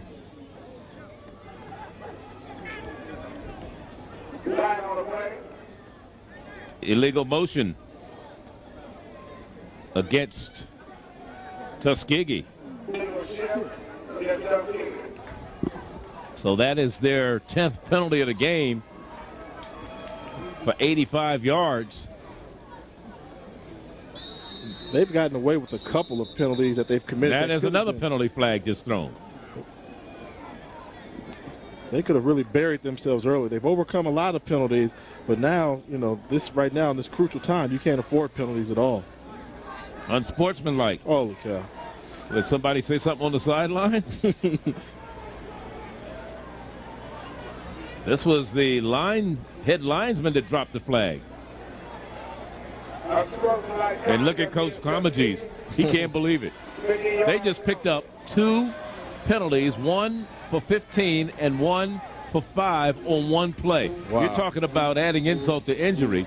1st and 30. You had a illegal shift, and then you had an unsportsmanlike that carried with it 15. So 2 penalties on one play, which made it a 20-yard loss. And now they just got it off before the play clock went. Here's an end around, and people staying home for the green and gold. Let's see what happens on the other side of the field, though. They stayed home on one side, and he almost got the first down, and everybody goes flying. And now we get a late flag. We may get a late hit out of bounds. Yeah. I mean, that's just a tremendous effort there by the Tuskegee offensive line, their whole team. Kimball took a play that had no hope on it and turned the corner and turned on the Jets. And with the help of the penalty, might have gotten a first down. Coach Donald Smith. Let's watch it. Here's the pitch back. Matt Hazel to Kylan Kimball. Kimball seeing a lot of green and gold on this right side, decides to turn it around. Yeah, I mean, he's wondering, well, I know this play is designed to be a reverse to the right side. Well, if nobody's blocking on the right, maybe everybody's blocking on the left. So there might have been some lack of communication there. He did a good job. That was all Kylan Kimball on that play. Mark Myrtle was the man I think is guilty of the infraction of the late hit out of bounds, or the man was out of bounds when he got hit. That is Kimball. So it'll bring up a first down at the 49 for Tuskegee. So what looked like disaster just a moment ago with 2 penalties for 20 yards has turned into a windfall for the Golden Tigers. I mean, if they would have managed to make the tackle there, they could have had them looking at 2nd and 50. They would have tackled him anywhere around the goal line where they had him pinned back there. So that's the stuff when we saw that piece at halftime with the coaches going crazy, losing their mind up in here.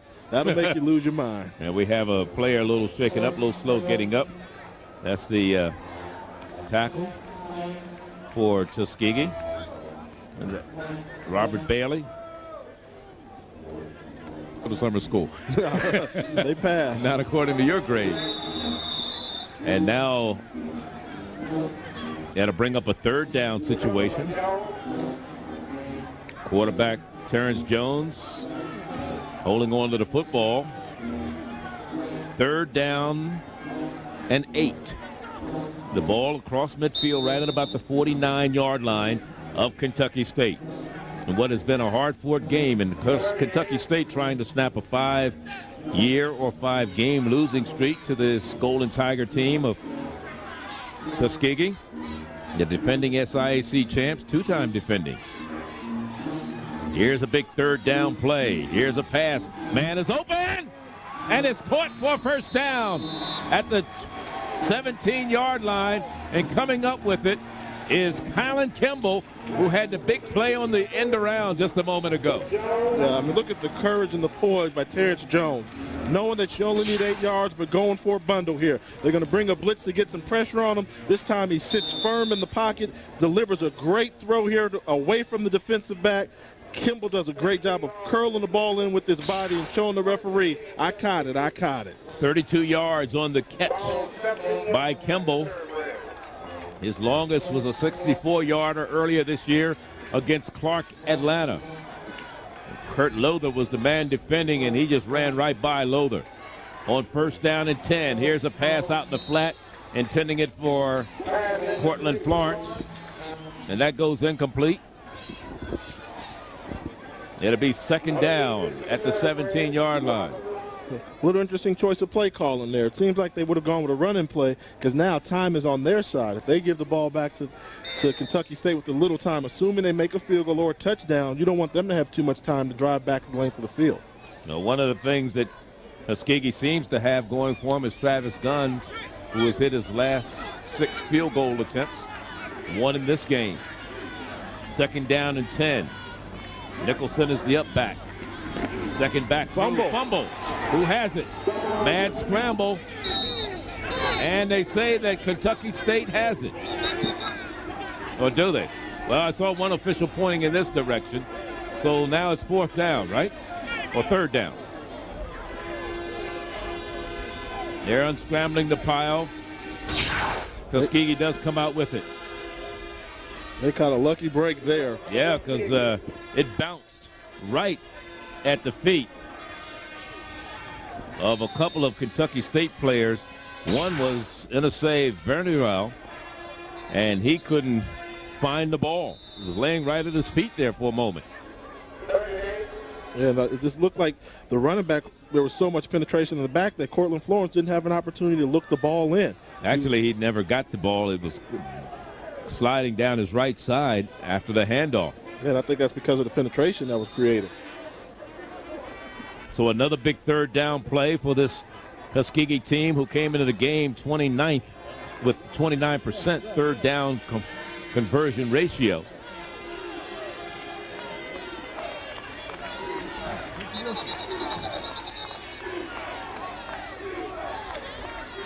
Now, this Tuskegee team also this season has outscored their opponents 72-19 in the 4th quarter coming into this game.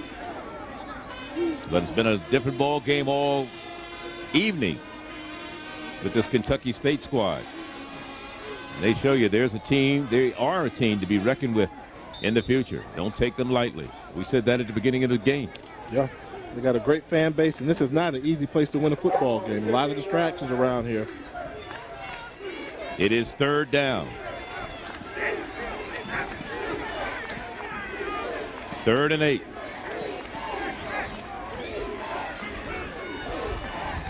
Back to pass. Jones under pressure. Throws. It's going to be incomplete. It'll bring up 4th down.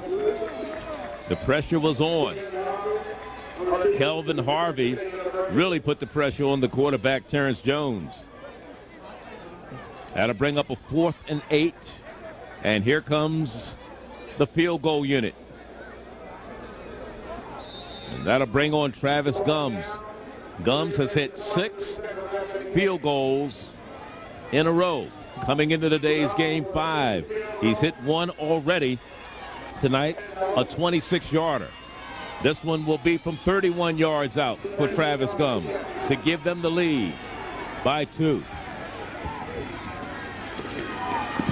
It's up long enough, and it is good. So Travis Gums with the field goal. He's hit 2 in this game, and Tuskegee regains the lead with 3:38 to go.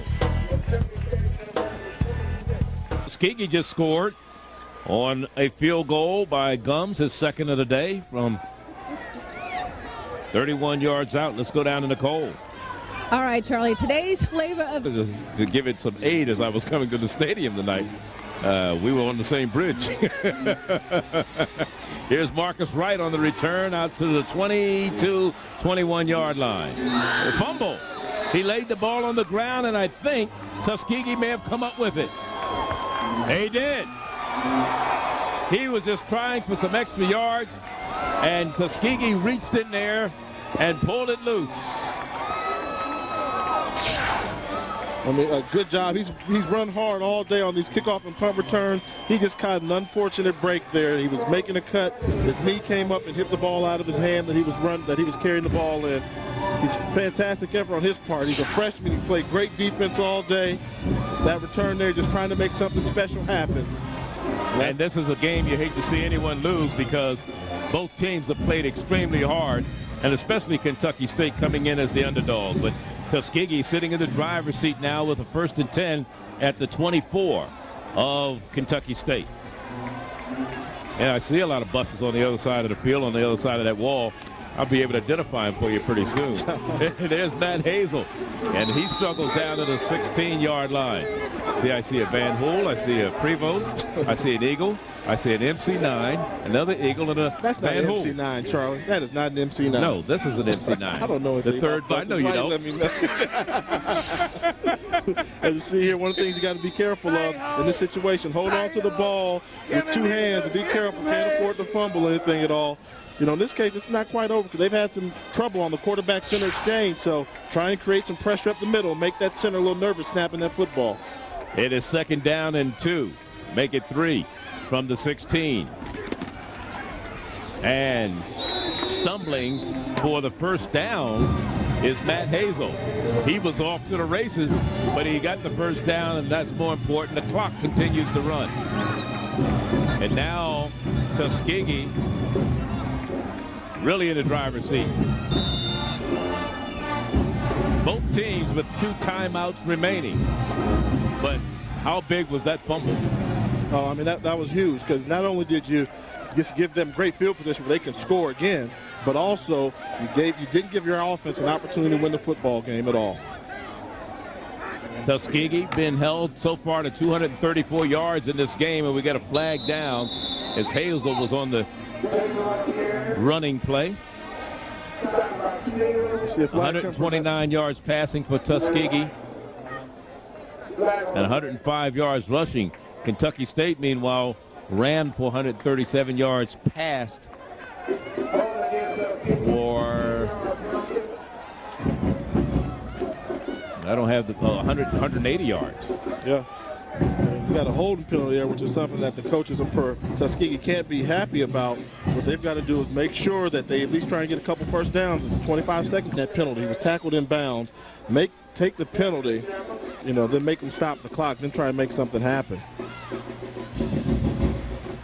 Matt Hazel, the lone setback behind the quarterback, Terrence Jones. Here's a pitch to Hazel. Hazel will not get anything, and now we get a flag. Now let's see what this flag's about. This is thrown by the umpire, and that normally is in the area of holding unless there was a face mask. We have seen a lot of yellow, as my buddy used to say, dirty laundry on the field tonight. A lot of flags. Right, and I guess if you decline the penalty the first time, then you probably decline it the second time. No, they're going to take this one, I think. Well, let's see. I'd decline and take a call timeout.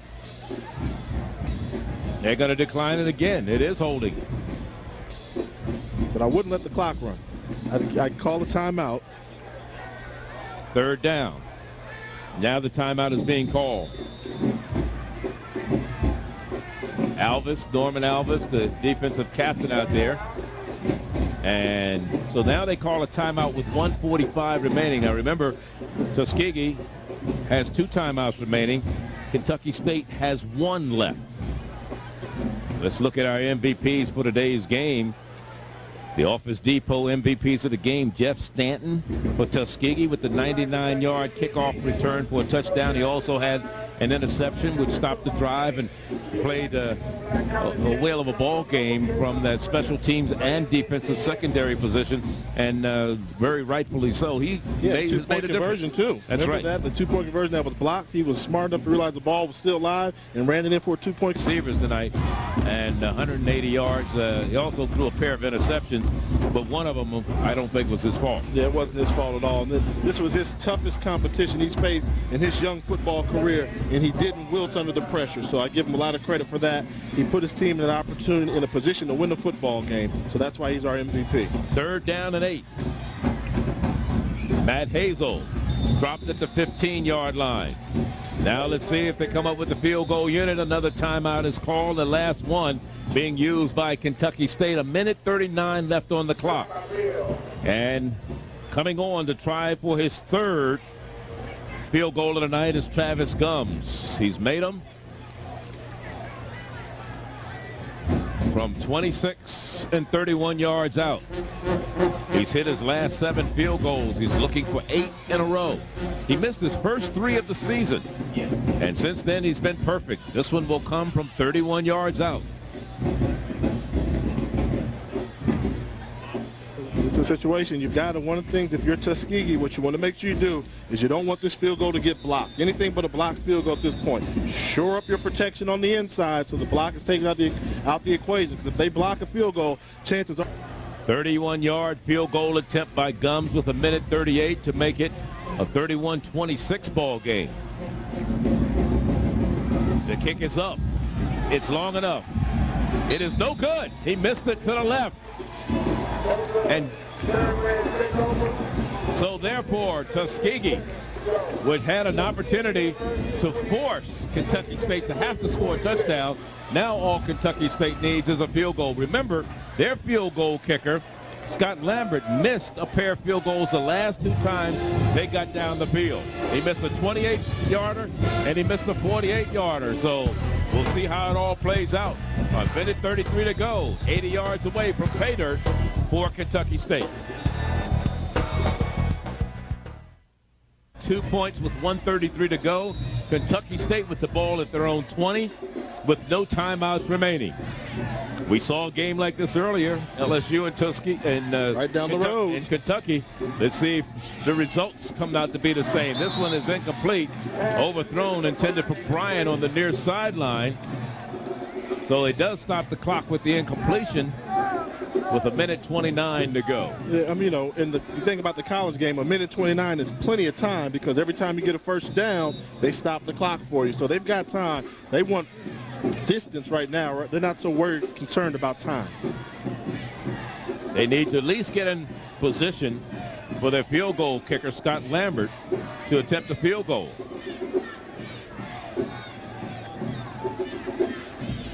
Quarterback throws, almost intercepted, and almost coming up with the interception was Drayton Florence. That would have been his second of the evening.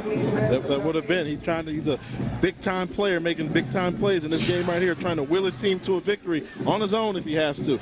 Anytime you throw the ball late to the outside portion of the football field, bad things happen to you. You give them enough time to react. Right now, Kentucky State needs to take it one first down at a time. Don't concentrate on the deep play. Let's get a first down right now. That's important. They have 2 chances to get to the first down marker. This is a 3rd and 10.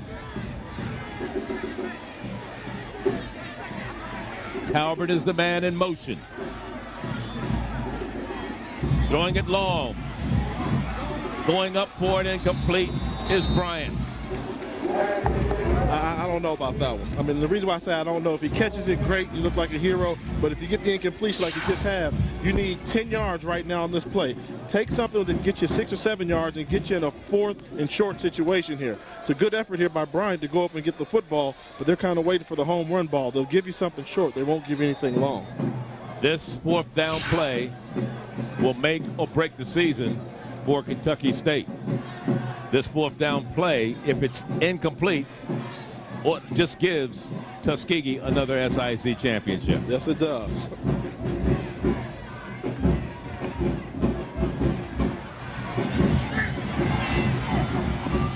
Tuskegee has his 4th SIAC championship under Rick Comegys, and their 21st overall and their 3rd straight. 1:10 to go. Perseverance. They did a good job of getting loose up the middle. The middle linebacker, Kelvin Hart. I'm sorry, I apologize. They do a good job of getting pressure up the middle by the middle linebacker. Coming up there, getting pressure on the quarterback, making him throw the ball early, not giving him time to scramble around and make some type of miraculous play. Well, that was the season. That was it. Somewhere down in Georgia, somebody is a little upset right now. The 2nd place team down there in the conference is saying, oh man, we almost had second life. And Donald Smith, the coach of Kentucky State, also upset. So they're going to try to protect the ball. Remember, Kentucky State cannot stop the clock. They have no timeouts remaining. So Tuskegee will just run out the clock. They will increase their record to 9-1. Coach Comegys, in his 7th year, will win his 4th SIAC title. He won in '98. He won it in 2000 and 2001. And he will take his team to the Pioneer Bowl for the 5th straight time. Remember, last year, there was a 3-way tie at the end of the season between Morehouse and Fort Valley. And they got the bucket, and look at Coach Comagese there. There was a three-way tie at the end of the season between Fort Valley and Morehouse, along with Tuskegee. And Morehouse thought that they were going to go, but because in head-to-head competition, Morehouse beat Tuskegee, Tuskegee beat Fort Valley, and Fort Valley beat Morehouse. According to the SIAC conference rules, Tuskegee went and represented the conference. So congratulations to Coach Comagese and his Golden Tigers of Tuskegee, who come out with a 7-1 conference record. This is their last conference game of the year. They'll play next on Thanksgiving Day against Alabama State. So there's Coach Comagese on the sideline. The final score, as you see Nicole Watson standing there.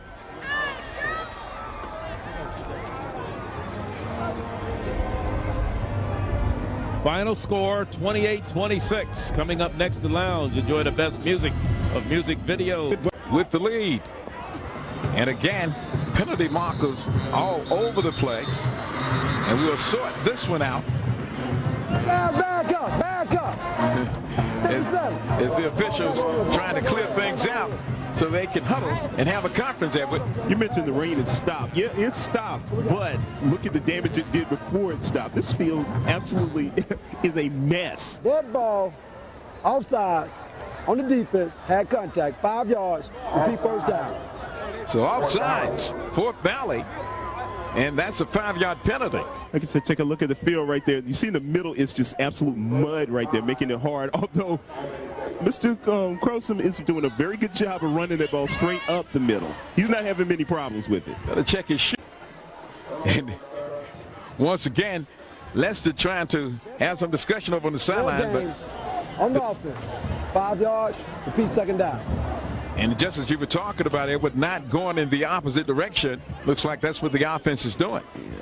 And the defense not having to do anything to push him back. That's the thing that's driving Kent Schofield crazy. Schofield can't believe it, but that's exactly what took place. So 5-yard penalty, losing back another 5 yards. That moves the ball back to the 33 now. Oh, I'm sure that'll be something he talks about at halftime. And 3 wideouts coming to the left alone, set back in the backfield. Drop it back with the short drop. The pass is complete. It's a good play, a little slant in the middle, coming towards the post and just connected with his receiver.